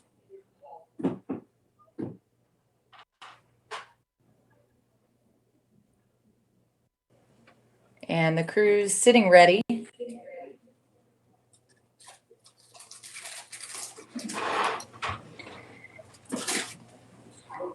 Navy in lane 2, as we see, comes in with the 15th seed.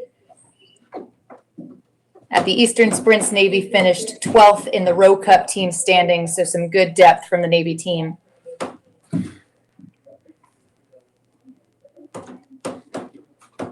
And we see the crews now sitting at attention, awaiting the start any moment. And we have start. The men's second varsity 8, semi number 4 of 4.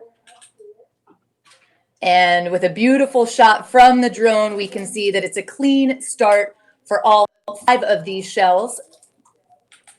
A quick start from Navy, I'd say. Stanford definitely aggressive push out of the gate as well. These look to be like 2 of our emerging leaders, but again, very early as these move through their high strokes. And Temple and University of California, San Diego, not to be left out as well. But a really nice push from Stanford, I say here, as we start to move through the first 250, these crews settle into their base cadence pace. Stanford really starting to make a push on the field and edge their bow ball out just a bit. But Fred, let us know what you can see. Water, we'll hand it over to you. Okay, as they come up to the boat, I would say that Navy and Stanford are very close. They'll get a margin here. And then it's over to San Diego, probably running in third at this point. Stanford does have the lead, but narrowly over Navy. I think Navy is putting a press on here. JV8s, as they go through the 500, now I'll change my call there and say Navy has the lead. Navy has a couple seats over Stanford, but on the far side, the other 3 crews are running level. So San Diego, Temple, and Oregon are dead level. Maybe San Diego back 1 seat. But Navy shifted right before the 500-meter mark and started to get a little better run, and that's what enabled them to get ahead of Stanford here. So second 500, it's Navy length, 2/3 of a length up Stanford. Navy 36.5. Stanford 36.5. Then it's the Oregon State over Temple.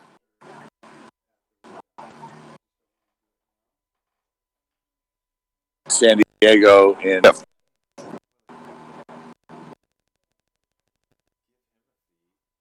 Now the Naval Academy, full length Oxford.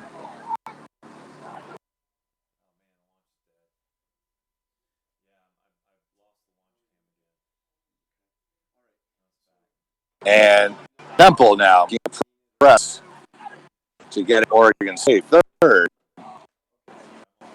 Temple is challenging the orange coast or orange shirted clad gentlemen from the West Coast, and they have 3 seats now up on Oregon State.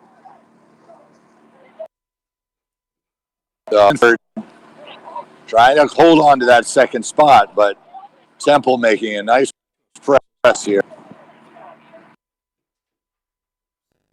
35 for Temple, so they got plenty of gears to go up. Maybe that. Let's check the rating. They've just gone up. 37 for Temple. That's probably about right, but they look pretty smooth. Can they catch Stanford? I think Stanford is at 38 now. But nothing's going to catch Navy today. They're out front. But right now, the battle for third is Oregon State and Temple. So we approach 500 to go. It's still Stanford in second with about 8-9 seats. And then it's really hard to tell Stanford, or rather Oregon State versus Temple. I'm going to give it Temple right now. But keep on like 5 and 3 at overtime.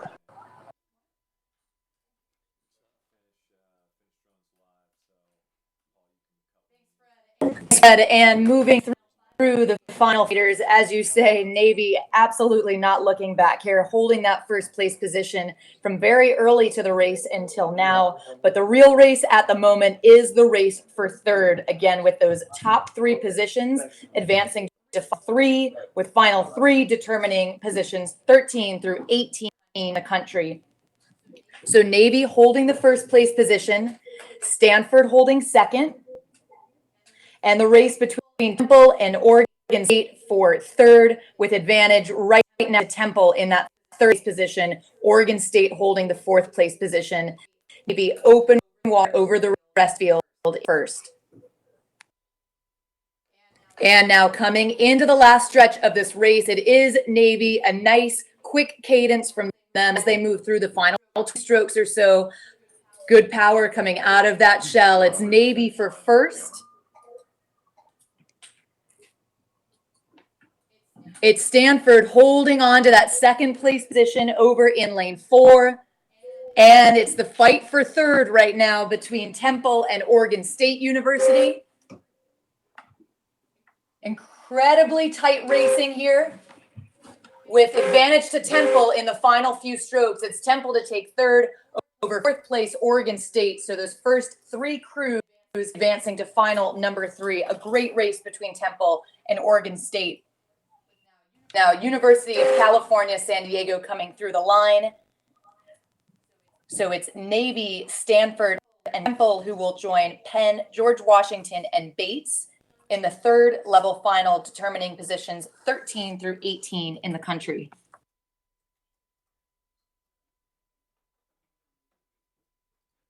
And a quick look at times from the men's second varsity 8, semifinal number 3, which was Penn at a 6:04.8, George Washington 6:07.3, Bates in third 6:07.6, St. Joe's fourth 6:10.4, then FIT at a 6:13.6. Up next is the 9:51 a.m. race. It's the men's varsity 4 semifinal number 1.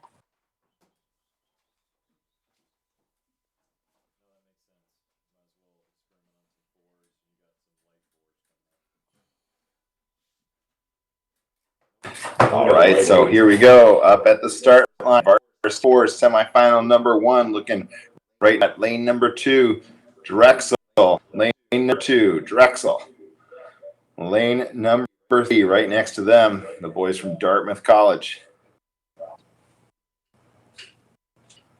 Holy Cross University, or Holy Cross.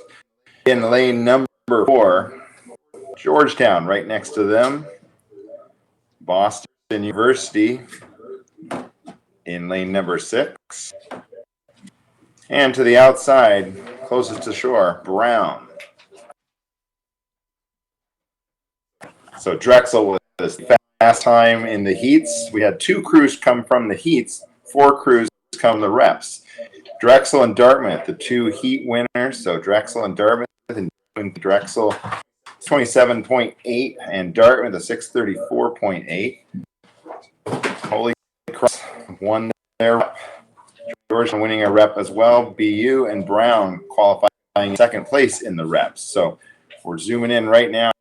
Number 3, Dart there, sitting ready, just waiting patiently for all of the race to begin.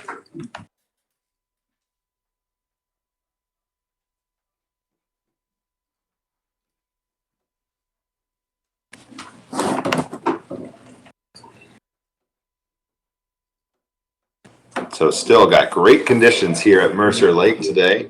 Calm at the start, calm at the finish. Looks like a great race course all the way down. Lane number 2 here, looking into the Drexel shell. Just tapping it around. Coxswain's keeping their point, keeping their alignment. Blades are buried now. The guys still look pretty relaxed, but ready for the start.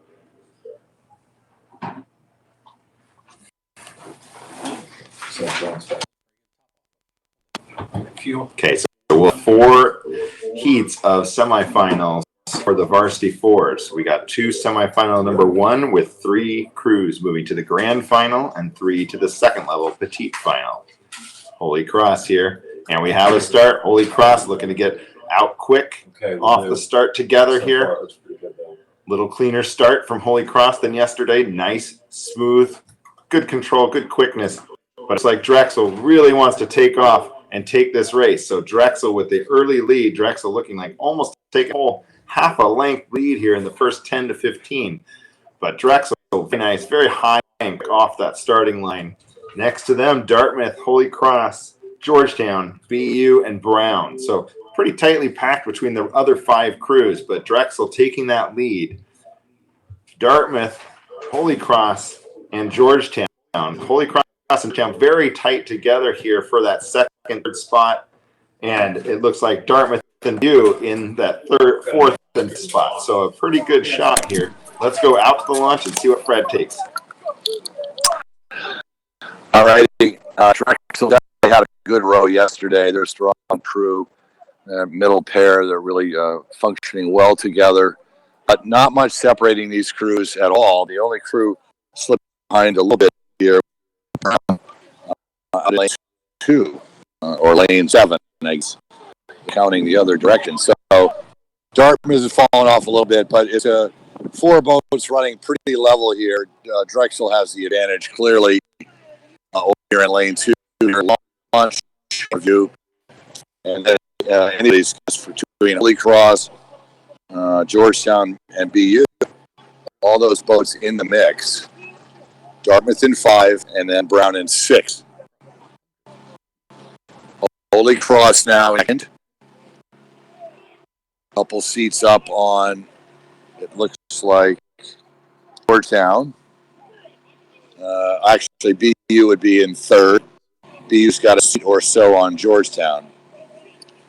So, Drexel shot out yesterday, showed their speed, and they've got good power, and they're about 6 seats up on Holy Cross. Boston University, I would call clearly in 3rd, but Dartmouth has come back, I think. They've answered. Maybe they settled a little too low and made an adjustment, but they're back in the mix here. And Georgetown beginning to slip back just a little bit. Let's see what the rating is for the green one here from Hanover. 34.5. No, 35 for Dartmouth. But Boston, the inside is hanging right here in 3rd. They're challenging now Holy Cross. Let's see if Boston can lay some good strokes in there and get 2nd away from Holy Cross. Take a rating for Boston. Boston at 35, inching up on Holy Cross.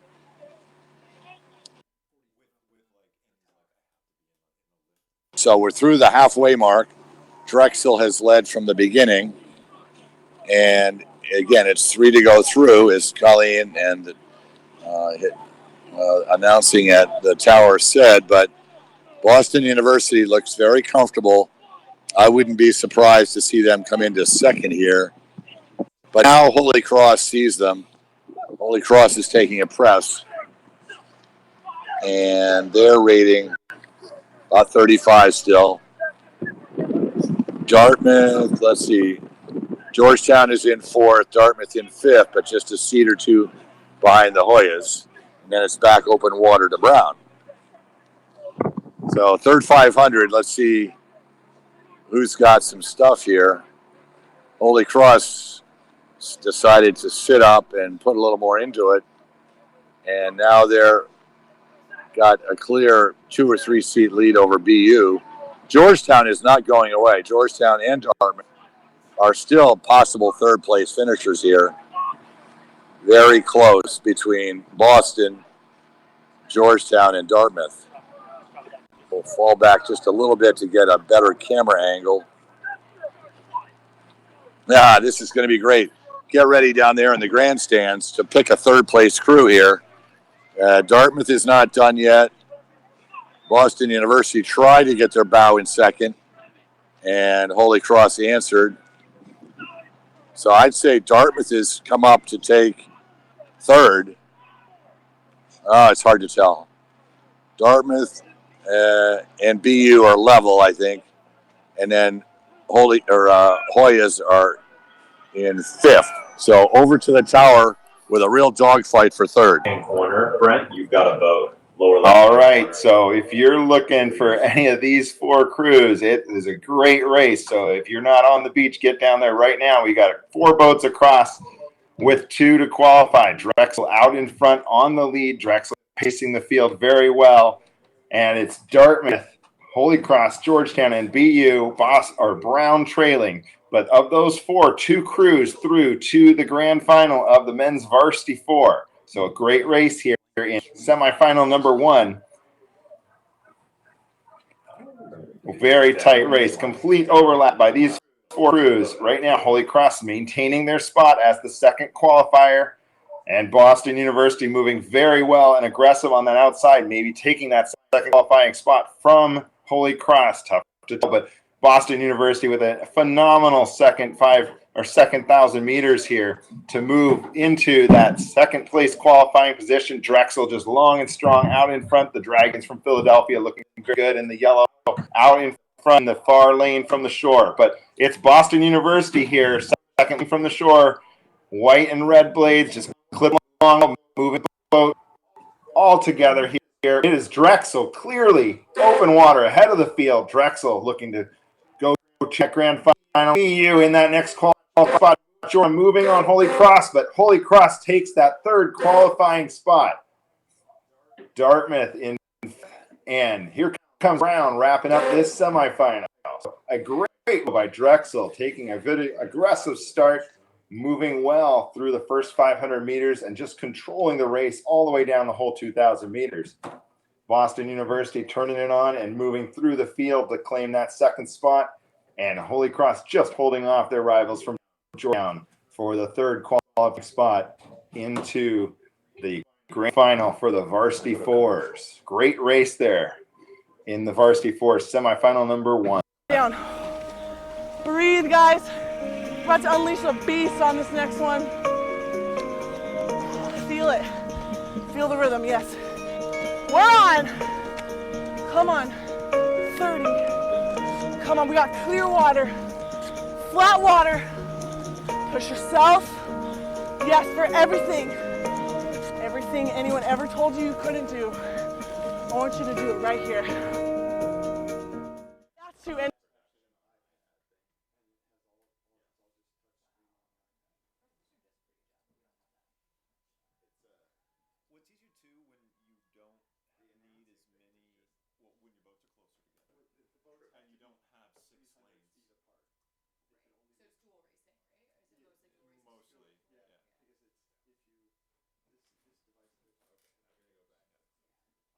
All right, so back to the start here. We have a start, sorry.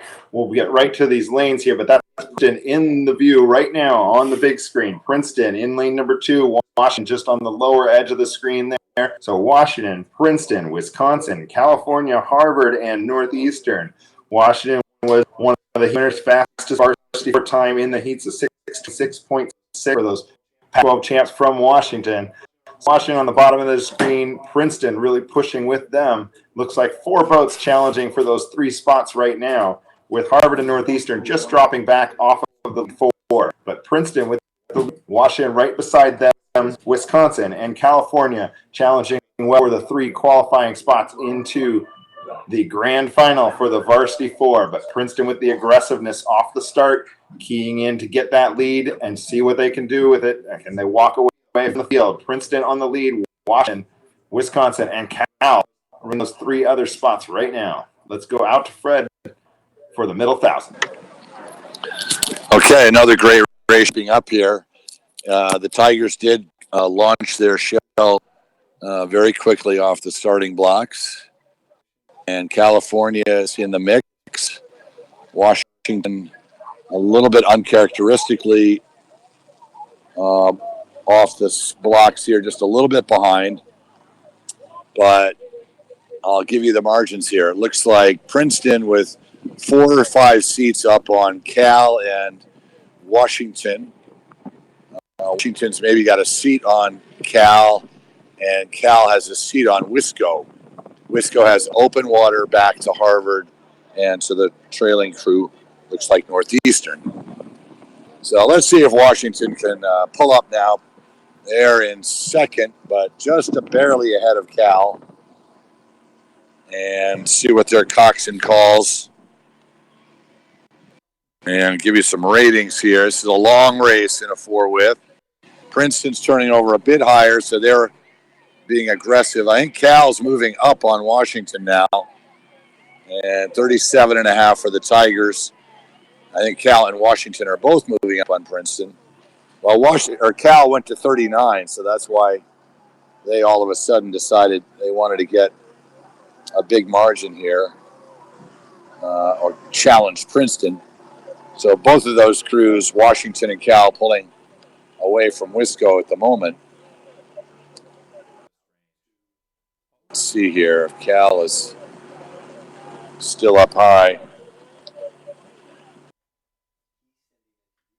36 now. So Cal just took a little bird there to try and get ahead of Washington. I think it worked. I think they're up, but it's 3 to go through. So Washington patient. Princeton still probably 37 at least. 37.5. So we hit the 1,000-meter mark, and it's Princeton holding on the lead. Cal in second, Washington third. Then it's a full length back to Wisco, another 3/4 back to Harvard, and a full length back to Brown. Now Washington's taking a press. Let's see if it makes a difference. I can hear the guys talking in the boat. And let's see if they've added some power. All you need is 2% more power to make a difference. And here comes Washington. Maybe their plan was to lay back in the first 1,000. And they're challenging the Tigers now. They're still ahead of California. So let's see if the Huskies' strategy will pay off. Looks like it is. I think Washington now is in the lead by about a half a deck over Cal. Princeton now in third.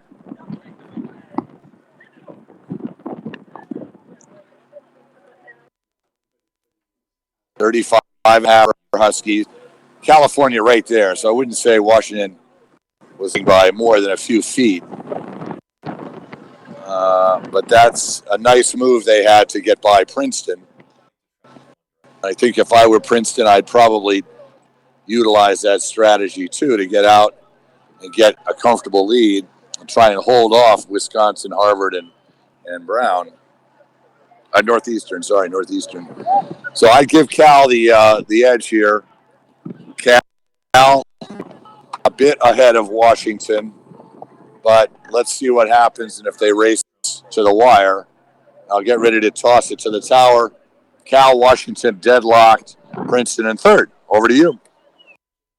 All right, so it's the two crews from the Pac-12 out on the lead, California and Washington, in a tight battle for that first place qualifying position, with Princeton in a solid, locked into that qualifying position there in third. So California and Washington, are they going to take it to the line? Are they going to jack the rate up and really go for it, or settle in? California looks to be staying real high right now. Washington a little bit more comfortable, but maybe ready to spring attack on them shortly. So Princeton in that third place position. And it looks like Harvard's just trying to creep up and press on Princeton here. We'll see if Harvard has enough time to catch them. But California on the lead right now, with Washington very close with them here. We're going to see a tight finish for first place in this Varsity 4 semifinal. Harvard trying to catch Princeton, but it looks like might be running out of lake here. Princeton in that third position right now. California closer to shore. Washington on the far outside in the white tank. So the Huskies try to move with the rivals from California. California and Washington on the lead in the white Pocock K4s, with Princeton pressed by Harvard right now. But Washington really won up, and Washington take in the Varsity 4 semifinal, with California in the second qualifying position, and Princeton's got to watch out for this Harvard crew coming at them right now. Very tight between Harvard and Princeton. It looks like Princeton may have taken it. We're going to have to check the times on that one. Wisconsin in 5th position, and Northeastern in 6th. So the Huskies from Washington taking that Varsity 4 semifinal in California in the second qualifying spot. We're going to have to take a look between Princeton and Harvard in this Varsity 4 semifinal to catch who's the next qualifier.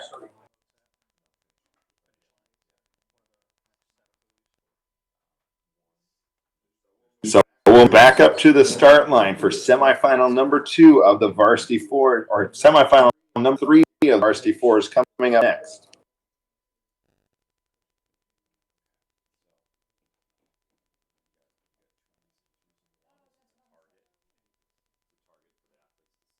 They can see they want to go.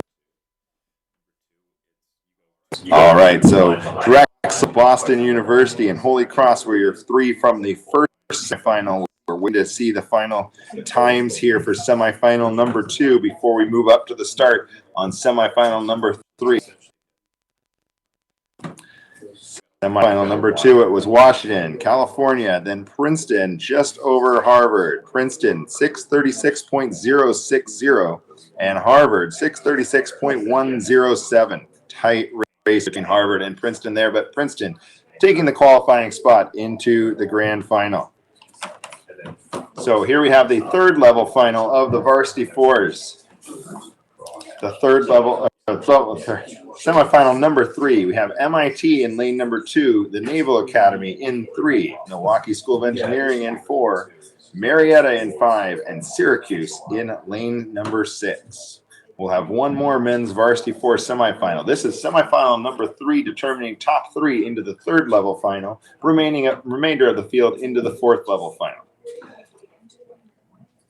So the crews are sitting at the catch. We're very close to the start of this third semifinal of the Varsity 4s. MIT, Navy, Milwaukee, Marietta, and Syracuse.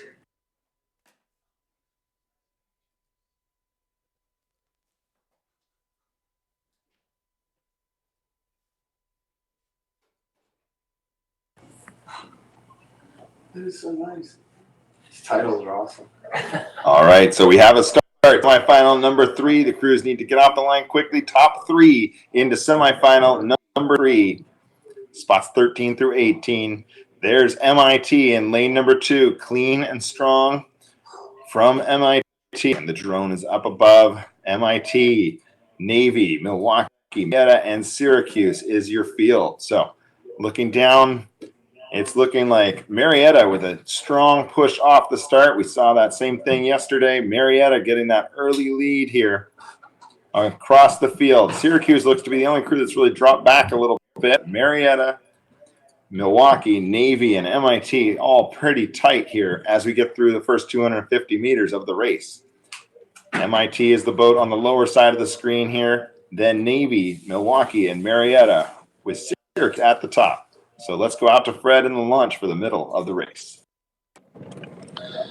Okay. It looks like Marietta, as you said, very guard. Milwaukee as well.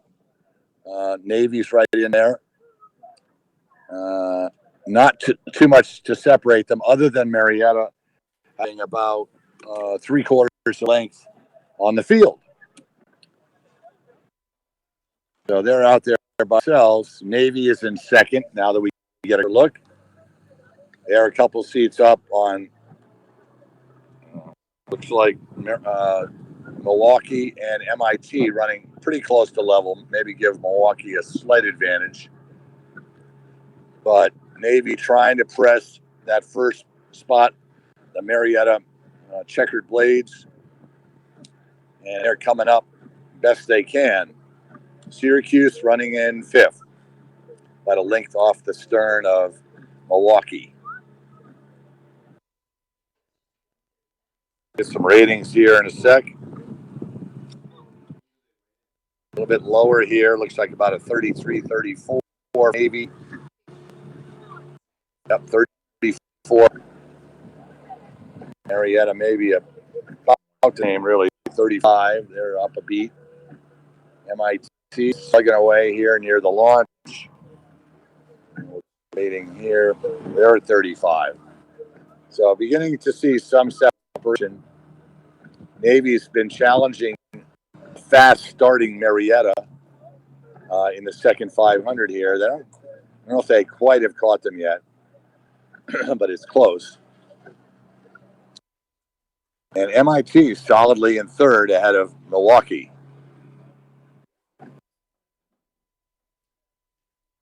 Now Navy might have the lead. I think Navy has got the lead over Marietta. As we are about 7 strokes from the 1,000-meter. Midshipman got the lead over Marietta and MIT. 2 or 3 seats for Navy. Taking a big push. 35.5 for Navy. Engineers on the inside, the MIT engineers, are doing a nice job of staying right on Navy's stern. So they're in that third spot. And let's see if Cox tries to get them through Marietta. Marietta maybe went a little too big a price. First 1,000, we'll see if MIT can catch them.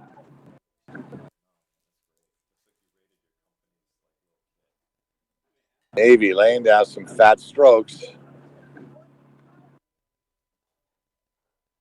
35 still. And I don't know, MIT might be ahead of Marietta at this point. I think I'd give them the advantage slightly. If they can wind it up, they got 700 meters to go. Yep, I'd say MIT's got second place now.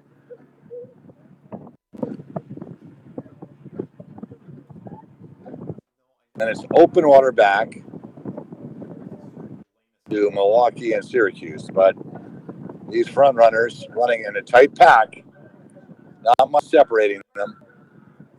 Navy's still in front. Half a length up on MIT at this point. MIT's got a third of a length on Marietta. And we'll send it over to the tower. Okay, so Navy on the lead with MIT. The engineers just behind them. Holy Cross in that third solid spot right now. And Milwaukee and Syracuse trailing. But Navy, the Naval Academy guys, holding on to this lead the whole way down the course, looking very calm and comfortable right now in the lead position, with MIT just making small pushes back to try to gain a little bit of ground on Navy. Holy Cross in this last 500 meters appears to be moving up on MIT just a bit. But from the drone view here, you see that nice looking red slick Resolute from MIT there on the lower part of the screen. Navy on the lead. And Holy Cross in the black Resolute on the upper half of the screen. Milwaukee trailing just a bit opener behind them. So Navy clearly the lead crew here, with MIT and Holy Cross in solid position to move through and qualify into the third level final tomorrow. So the Naval Academy guys looking very nice out in front. A good long stretched out stroke here by the Academy boys. Really trying to press through the finish line now for the Naval Academy. So the Naval Academy's in the last few hundred meters. Holy Cross and MIT are both kind of winding it up, a little bit of back and forth between these two to that second spot. And the Naval Academy in the last couple of strokes here. And Holy Cross really trying to challenge. Very tight between Holy Cross and MIT. We're going to have to take a look at the results to see which one of those two it was. Milwaukee coming across the line now. Milwaukee School of Engineering, their Varsity 4 crossing the line, and Syracuse coming to the line now to finish out semifinal number 3 for the Varsity 4s.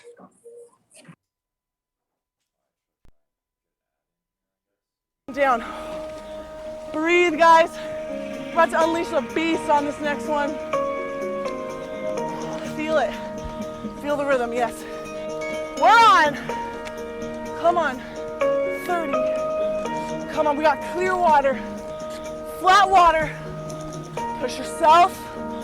Yes, for everything. everything anyone ever told you you couldn't do. I want you to do it right here.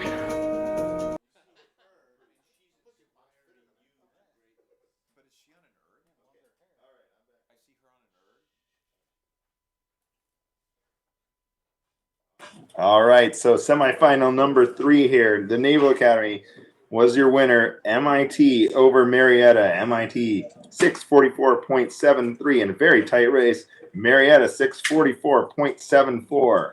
So tight race there for that last qualifying spot, or between second and third qualifying spots there. So up start line, semifinal number 4, the last heavyweight race of the day. Cornell here in lane 2, the big red lane 2.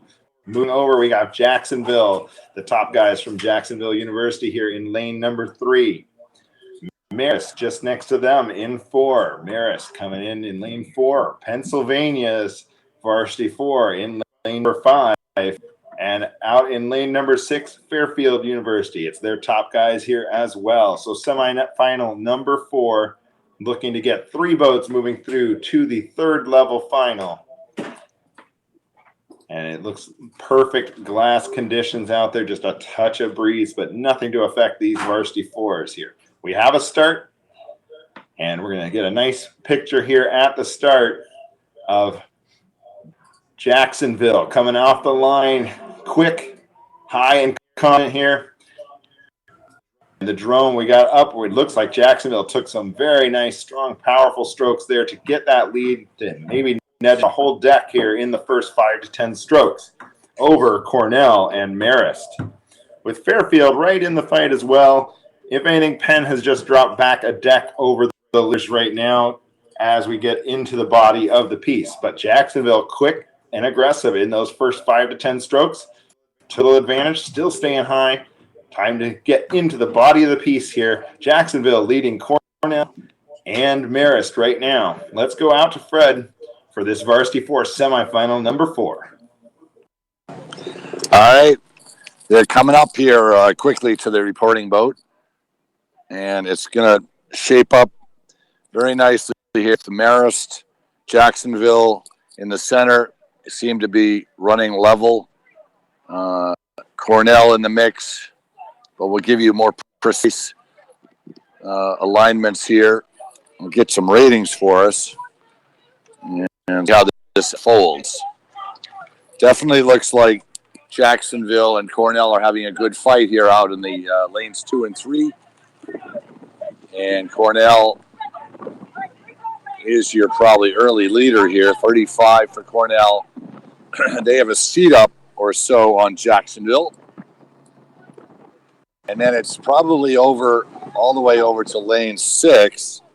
Looks like Pennsylvania would be running in third, slightly ahead of Marist, and then rounding out the field, Fairfield. Check Fairfield would be running in third, Pennsylvania in 6. So Cornell now has stretched out their lead to about 4 seats over Jacksonville. And since I've been speaking there, like Marist is coming to claim 4th, but it's still very close between Fairfield and Marist. But Marist has a seat or 2 on Fairfield, and then it trails back to Pennsylvania, about 5 or 6 seats back to Fairfield. Solid rowing here by the Big Red. There's 6 seats up right now on Jacksonville. Jacksonville at 36.5.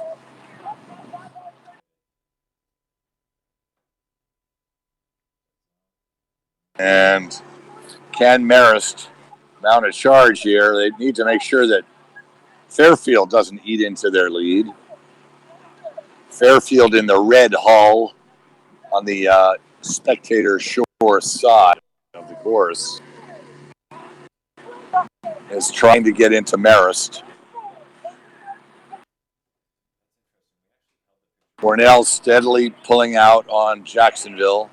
So they have a length on Jacksonville. Jacksonville has not quite a length on Marist. And Marist is in a really good fight with Fairfield. Let's see what Fairfield is doing for rating. 34 for Fairfield.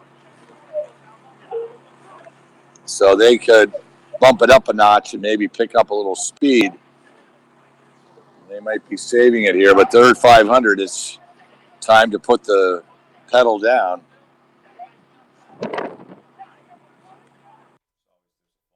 Marist is definitely 36 and a half.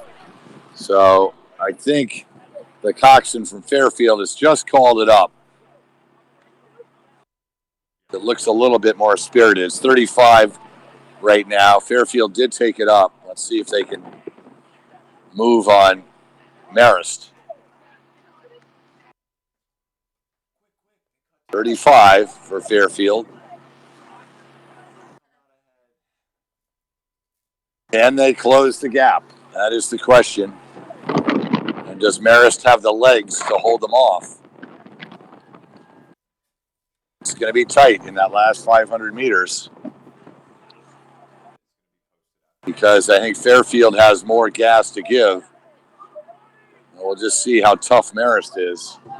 With 500 meters to go, the lead is still Cornell, followed by Jacksonville, and then it's Marist clearly in third, but being chased by Fairfield. Over to you.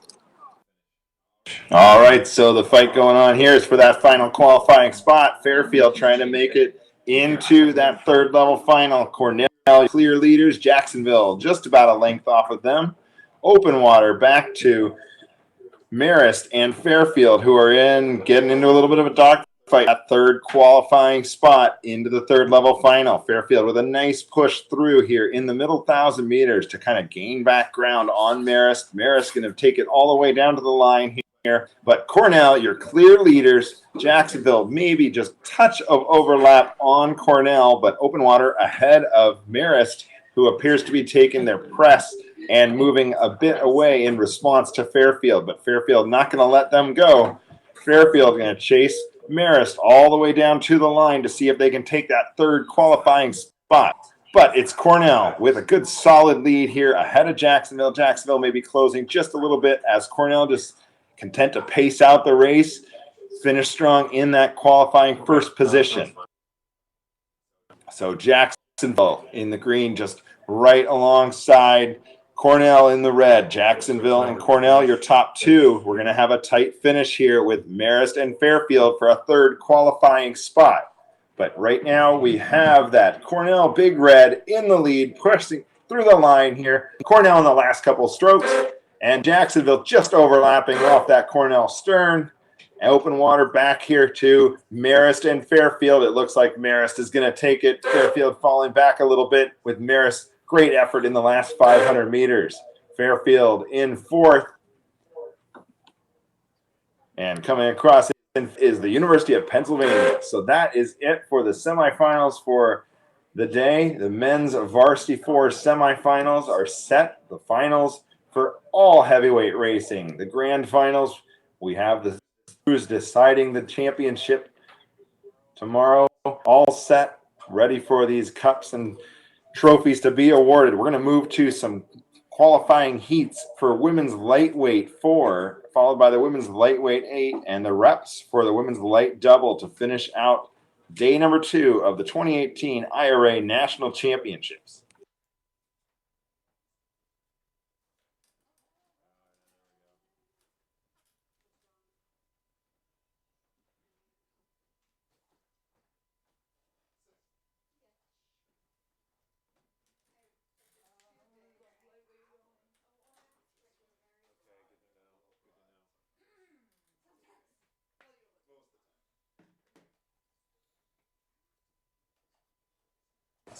And back up at the start, we are 2 minutes from the start of the women's varsity lightweight 4 heat 1. In lane 1, Georgetown. Lane 2, Stanford. Lane 3, Princeton. Okay, sounds good. It's gonna be about Lane 4, Boston. 400 is usually. Lane 5, Radcliffe. Lane 6, MIT. So if you're looking out there, it's just off. And lane 7, Wisconsin.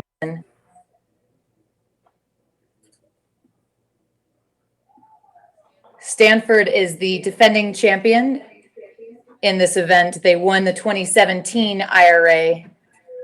Last year, Wisconsin finished second and Boston in third.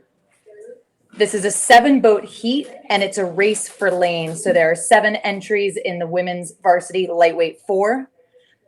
So these crews right now racing for lanes for the final, the favored lane being lane 2. Any idea why there's a boat, of course? Okay. And we have a start. This is the start of the women's varsity lightweight 4. Again, heat 1 of 1. And it looks to be a clean start across the board. Right now we can see on the screen Georgetown and Stanford with a nice strong start from Stanford. Zoom out. Now we can see drone the full field. Again, a 7-boat heat.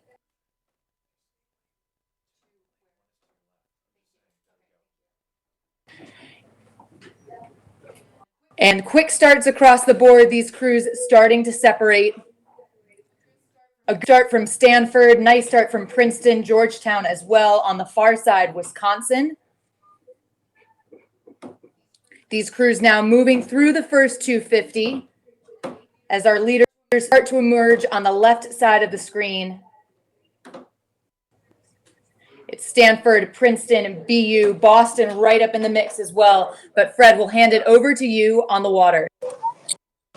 Okay, they're about 10 strokes away from the reporting boat, and we'll give you margins as they draw near.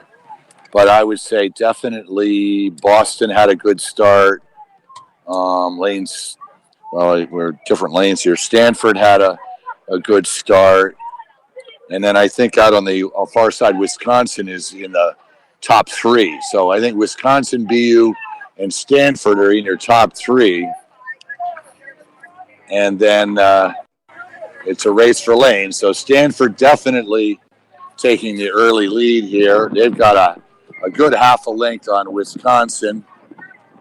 Wisconsin's up 3 or 4 seats on BU. BU, let's see if we've got a better margin here. Georgetown would be running in 4th. They're a couple seats down on Boston University. Then it's Princeton in 5. 6 is IT, and 7 is Radcliffe. So Stanford not wasting any time. Clickety-clack down the track. They are heading for home here, and they've got open water. So if this is any indication of the final, I guess they're putting everyone else notice. Of course, they did sweep the event last year, sweep the national, so I don't think they need to give much notice. Wisconsin still in 2nd on the inside in lane 7. Boston University in 3rd in lane 4. And the Hoyas in lane 1 are 4th. And I would say the Tigers are ahead of MIT by about 2 or 3 seats. And then it's back to Radcliffe. See what else I can pick out here of interest, since this is just sort of a test race. I remember doing this at the World Championships many years ago. It's kind of interesting strategy what the coaches tell their crews. You know, I want you to row 1,000 meters as hard as you can and then see where you are. I don't want to show too much for this afternoon or tomorrow's final, but it's a psychological game. And, of course, you are racing for lanes. So it does mean something, but it's a different approach that each coach may take. So the Hoyas here are starting to inch up on Wisconsin, and they have definitely taken over that 2nd or 3rd spot from Boston University.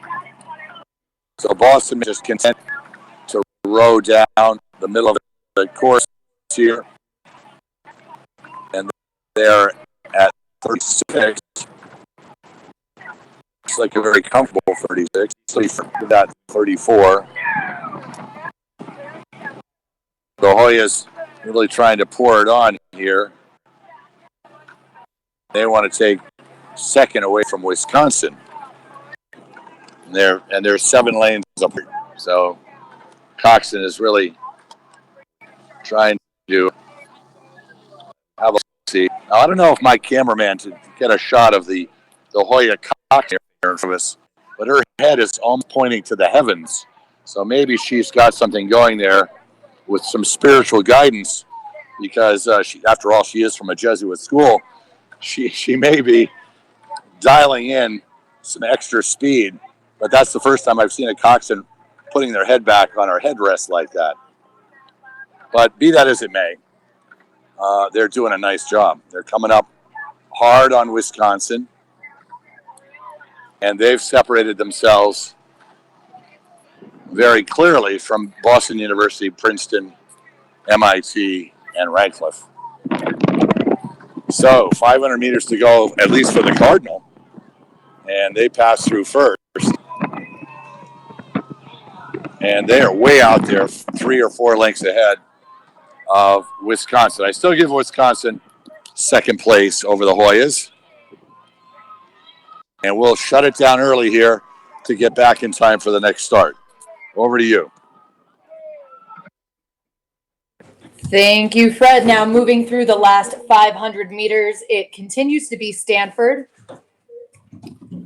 out of the starting blocks and now into the last 300 meters or so. Stanford leading in first against for the defending champion of the IRA from 2017.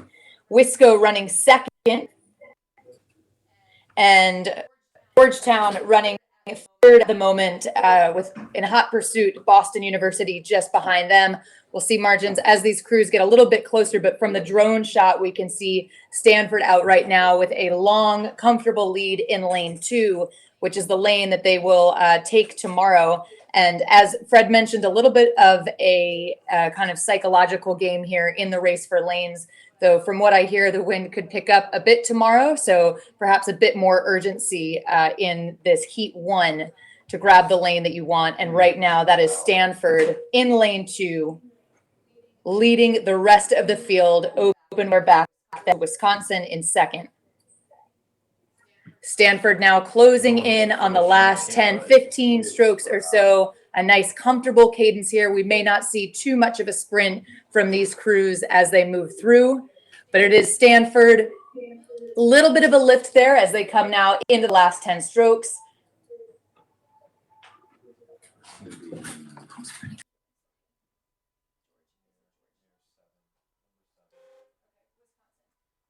Wisconsin now coming through, running second place. Wisconsin now in the final few of their race. Then on the far side in third, it's Georgetown in lane 1. So Wisconsin to take second, Georgetown to take third. Boston University now coming through the line to take fourth. Followed by the Princeton Tigers in their final strokes for fifth. MIT now coming in sixth. And Radcliffe in lane 5, finishing out their race to take seventh. So it's Stanford with the top seed heading into tomorrow's grand final, then Wisconsin, Georgetown, Boston, Princeton, MIT, and Radcliffe for the women's varsity lightweight 4, heat 1 of 1.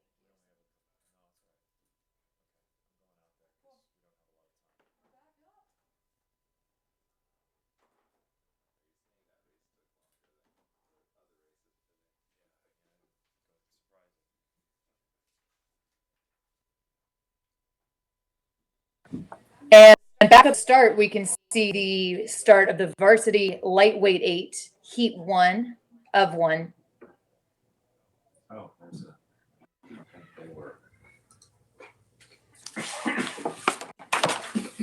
And we have a start. It's Stanford, Boston, Princeton, Wisco, Radcliffe, Georgetown, MIT in this race. We can see now the camera panning, taking a look at Boston University in lane 2, Princeton in lane 3. then Wisconsin, clean start across the board. Radcliffe, Georgetown, and MIT. A nice quick start we can see from the drone between Stanford and BU, absolute rivals. They've definitely lined up against each other this season, with Boston University taking them on the Charles River a little earlier this season. Stanford taking back the top seed as we head into the IRA. And right now, a nice start from both of these groups.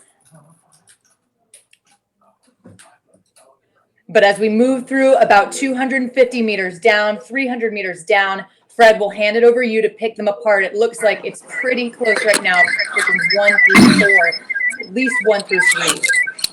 Yep, absolutely. On the far side of the race course here, it is the Cardinal against the Terriers here.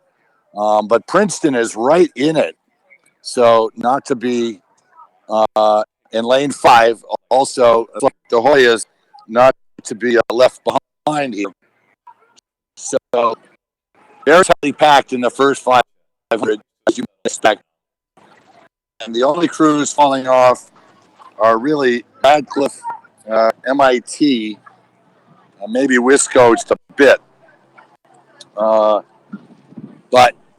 very tight here. So our camera work shows the bows 1, 2, 3, 5, all within a seat of each other. And a good dog fight. And ratings will give you a second here. The Hoyas, I know, are looking to show quite well this year. They've got a rejuvenated crew over there, a couple of twins, if I'm not mistaken. The daughters of whom a young man that I coached at Georgetown many years ago, Brian Gal. So they're in there making it a good run for the money for the rest of the pack. So I would give Georgetown a slight, well, I'd give them even here, even with Stanford. It's hard to tell. Princeton right in the mix. Boston University, 2 seats back. And over all the way to MIT, and then back in 7 would be Radcliffe. What a great race here. Fantastic race. Princeton, right in the middle. I think Stanford might have a slight advantage. Give Stanford 1 seat up, but it's back and forth. It's seesaw. And what is Georgetown? Georgetown is now in 3rd, but BU is right on their bow as well. So Stanford is beginning to pull out just a little bit. And their rating is 37. Now it's starting to separate a little bit more. Princeton still in 2nd. Boston University in 3rd. Now the Hoyas 4. Wisconsin 5. MIT 6. Radcliffe 7. Good shot here. Right in front of us is Stanford really trying to pour it on and break away. But Boston University taking a press to try and catch Princeton. Hoyas fallen off just about 4 seats now. Wow, terrific race. Stanford throwing the strokes at it, 38.5. Boston University going with them. Boston is by Princeton now at 36.5. Yep, Boston's got a couple gears to go. Tigers are at 36. 37. So now the lead is Stanford, Boston University in 2nd, Princeton in 3rd, Georgetown 4, Wisco back a few seats in 5. Here they come, Colleen. It's going to be a great finish. Very tight. Over to you. Thank you, Fred. What incredible race coming down the course for sure. Incredible racing, particularly from Stanford, Boston, and Princeton at the moment. Again, this is a race for lanes, so all of these crews vying for that lane 2 in tomorrow's grand final, but also a bit of a mental game for sure as they line up against each other in anticipation of tomorrow's final. But it's Princeton running first, just by a few seats, then Stanford, then Boston, and Princeton in third. As they close in now on the final 300 or so meters to go, I expect that we'll see a very tight finish. Stanford holding the lead, Boston and Princeton in third, Georgetown just behind them. Beautiful shot from the drone here on the screen. Now as the crews move into the red buoy zone and into the last 250.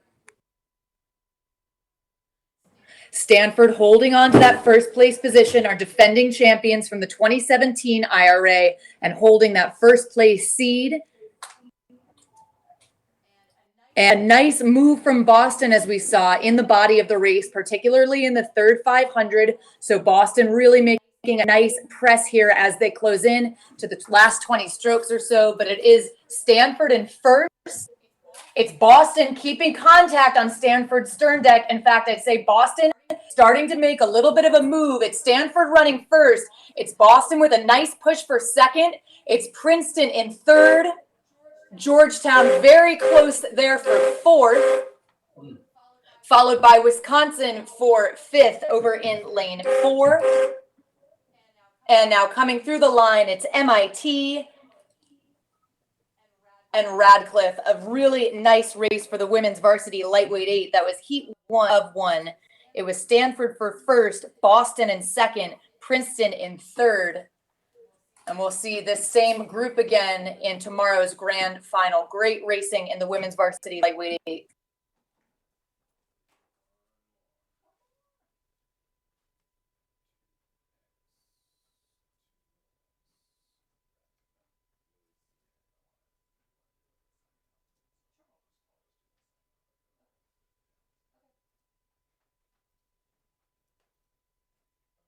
That's 2 and down. Breathe, guys. About to unleash a beast on this next one. Feel it. Feel the rhythm, yes. We're on. Come on. 30. Come on, we got clear water. Flat water. Push yourself. Yes, for everything. Everything anyone ever told you you couldn't do. I want you to do it right here.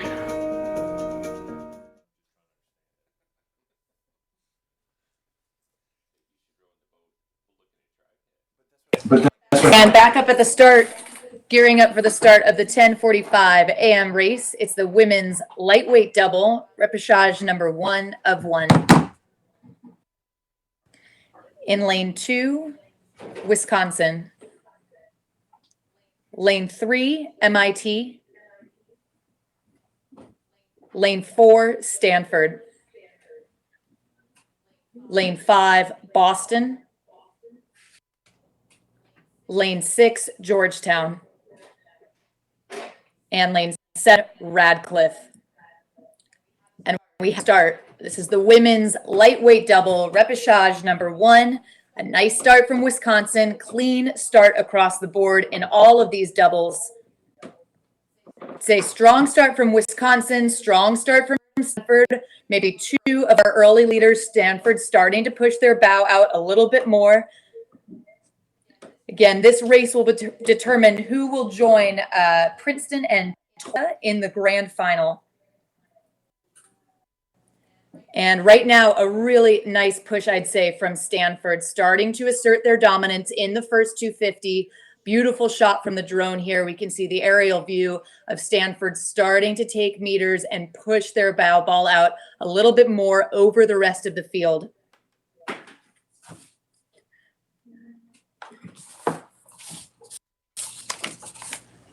And Stanford continuing to hold the lead. But Fred, it looks like Wisconsin may be hanging right with them. We'll have to hand it over to you on the water. Pick them apart for us. All right, absolutely. Wisco is in the near lane to 2 now, so they do look to be having a good purchase here. And with Stanford, and then it goes over all the way over to Georgetown, I think, in third spot. Stanford double impressed us yesterday, and they're long through the water, a good rhythm. Wisconsin is not to be left behind either here as they approach the 5 mark. Wisco taking over lead.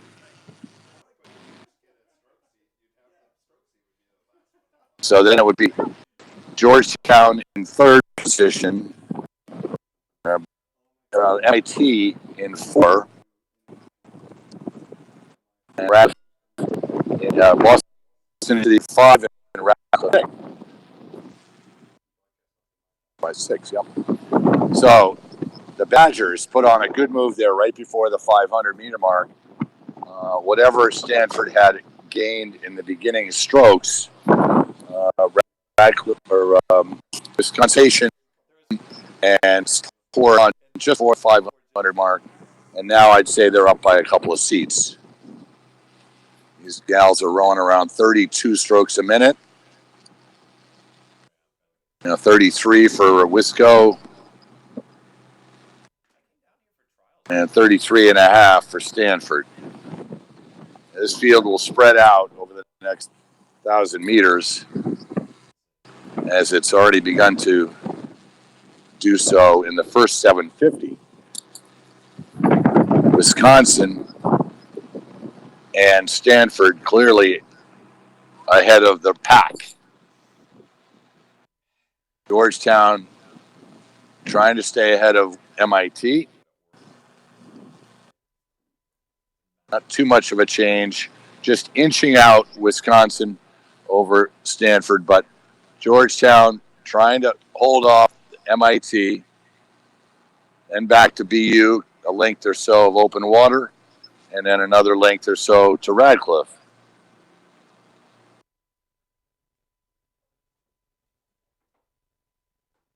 Halfway, we're at 1,000-meter mark.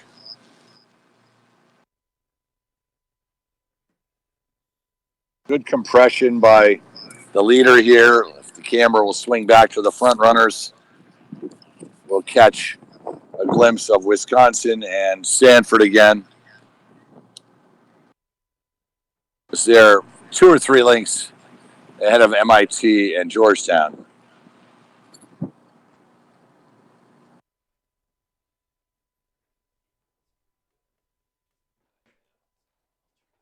.31 and a half here for Wisco. Very nice rhythm.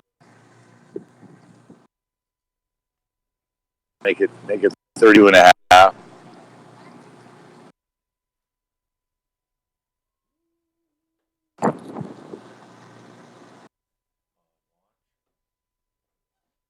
And I mentioned yesterday the importance of keeping the hands rising to the catch so you don't miss water.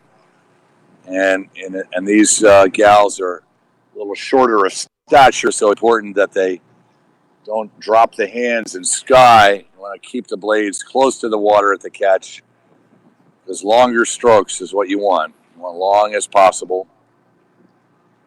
And that's what Wisconsin and Stanford seem to have over the pack here behind us. Not much has changed for MIT and Georgetown. I would say Radcliffe maybe has made some progress on catching BU. I come back a little bit here, take another look at the second half of our field. We'll get ready to turn it to the tower, and you can try and bring these crews home for us. The last race of the day before we head into exciting finals tomorrow. Good cheering from the gazebo here with 500 meters to go. Got some fans over there. So Wisconsin clearly ahead of Stanford. And we'll shut down here and we'll try and get a margin for third place. It looks like the Hoyas have still maintained that third place position. They're about 2 seats up over MIT and rowing a bit higher. And over to the tower.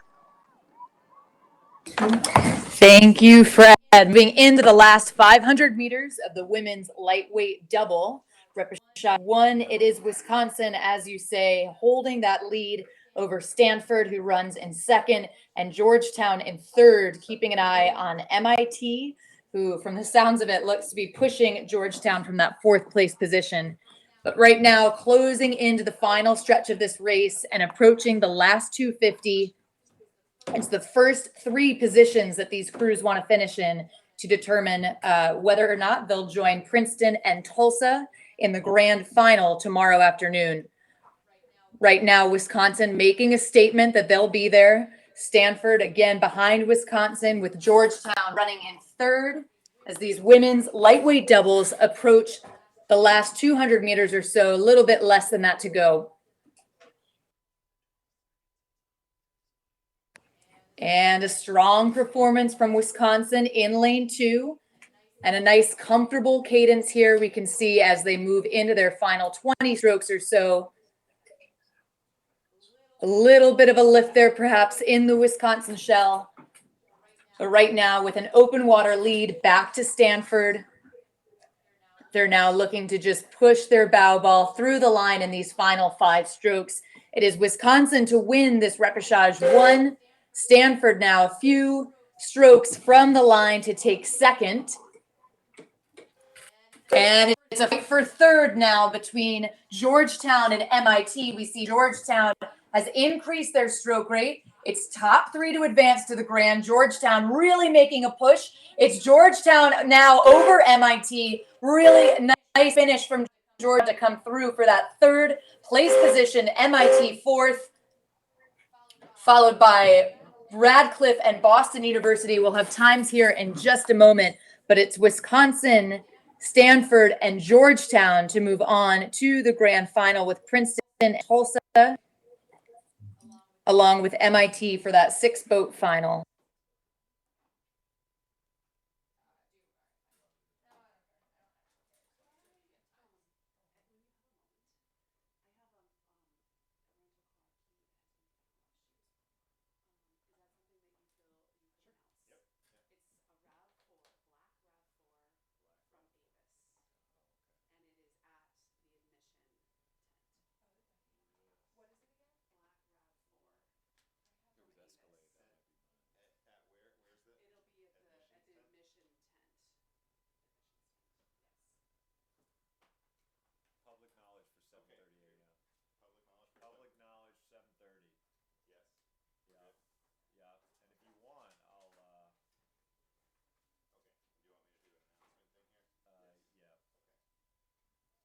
All right, folks, thank you for joining us on day 2 of the IRA National Championship Regatta. We have a couple of announcements and thank yous. There's a key that has been found, a black RAV4 rented from Davis. If that might be your key, head to the admission tent so you can drive home.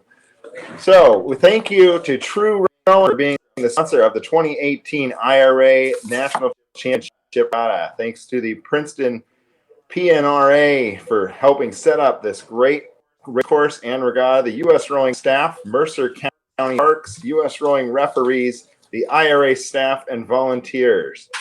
Thanks for coming out today. Tomorrow morning, we'll be kicking things bright and early. Grab your coffee, get to the race course, 7:30 a.m. We'll be starting the IRA National Championship Grand Finals. So 7:30 a.m. finals will begin. So be here tomorrow morning at Mercer Lake.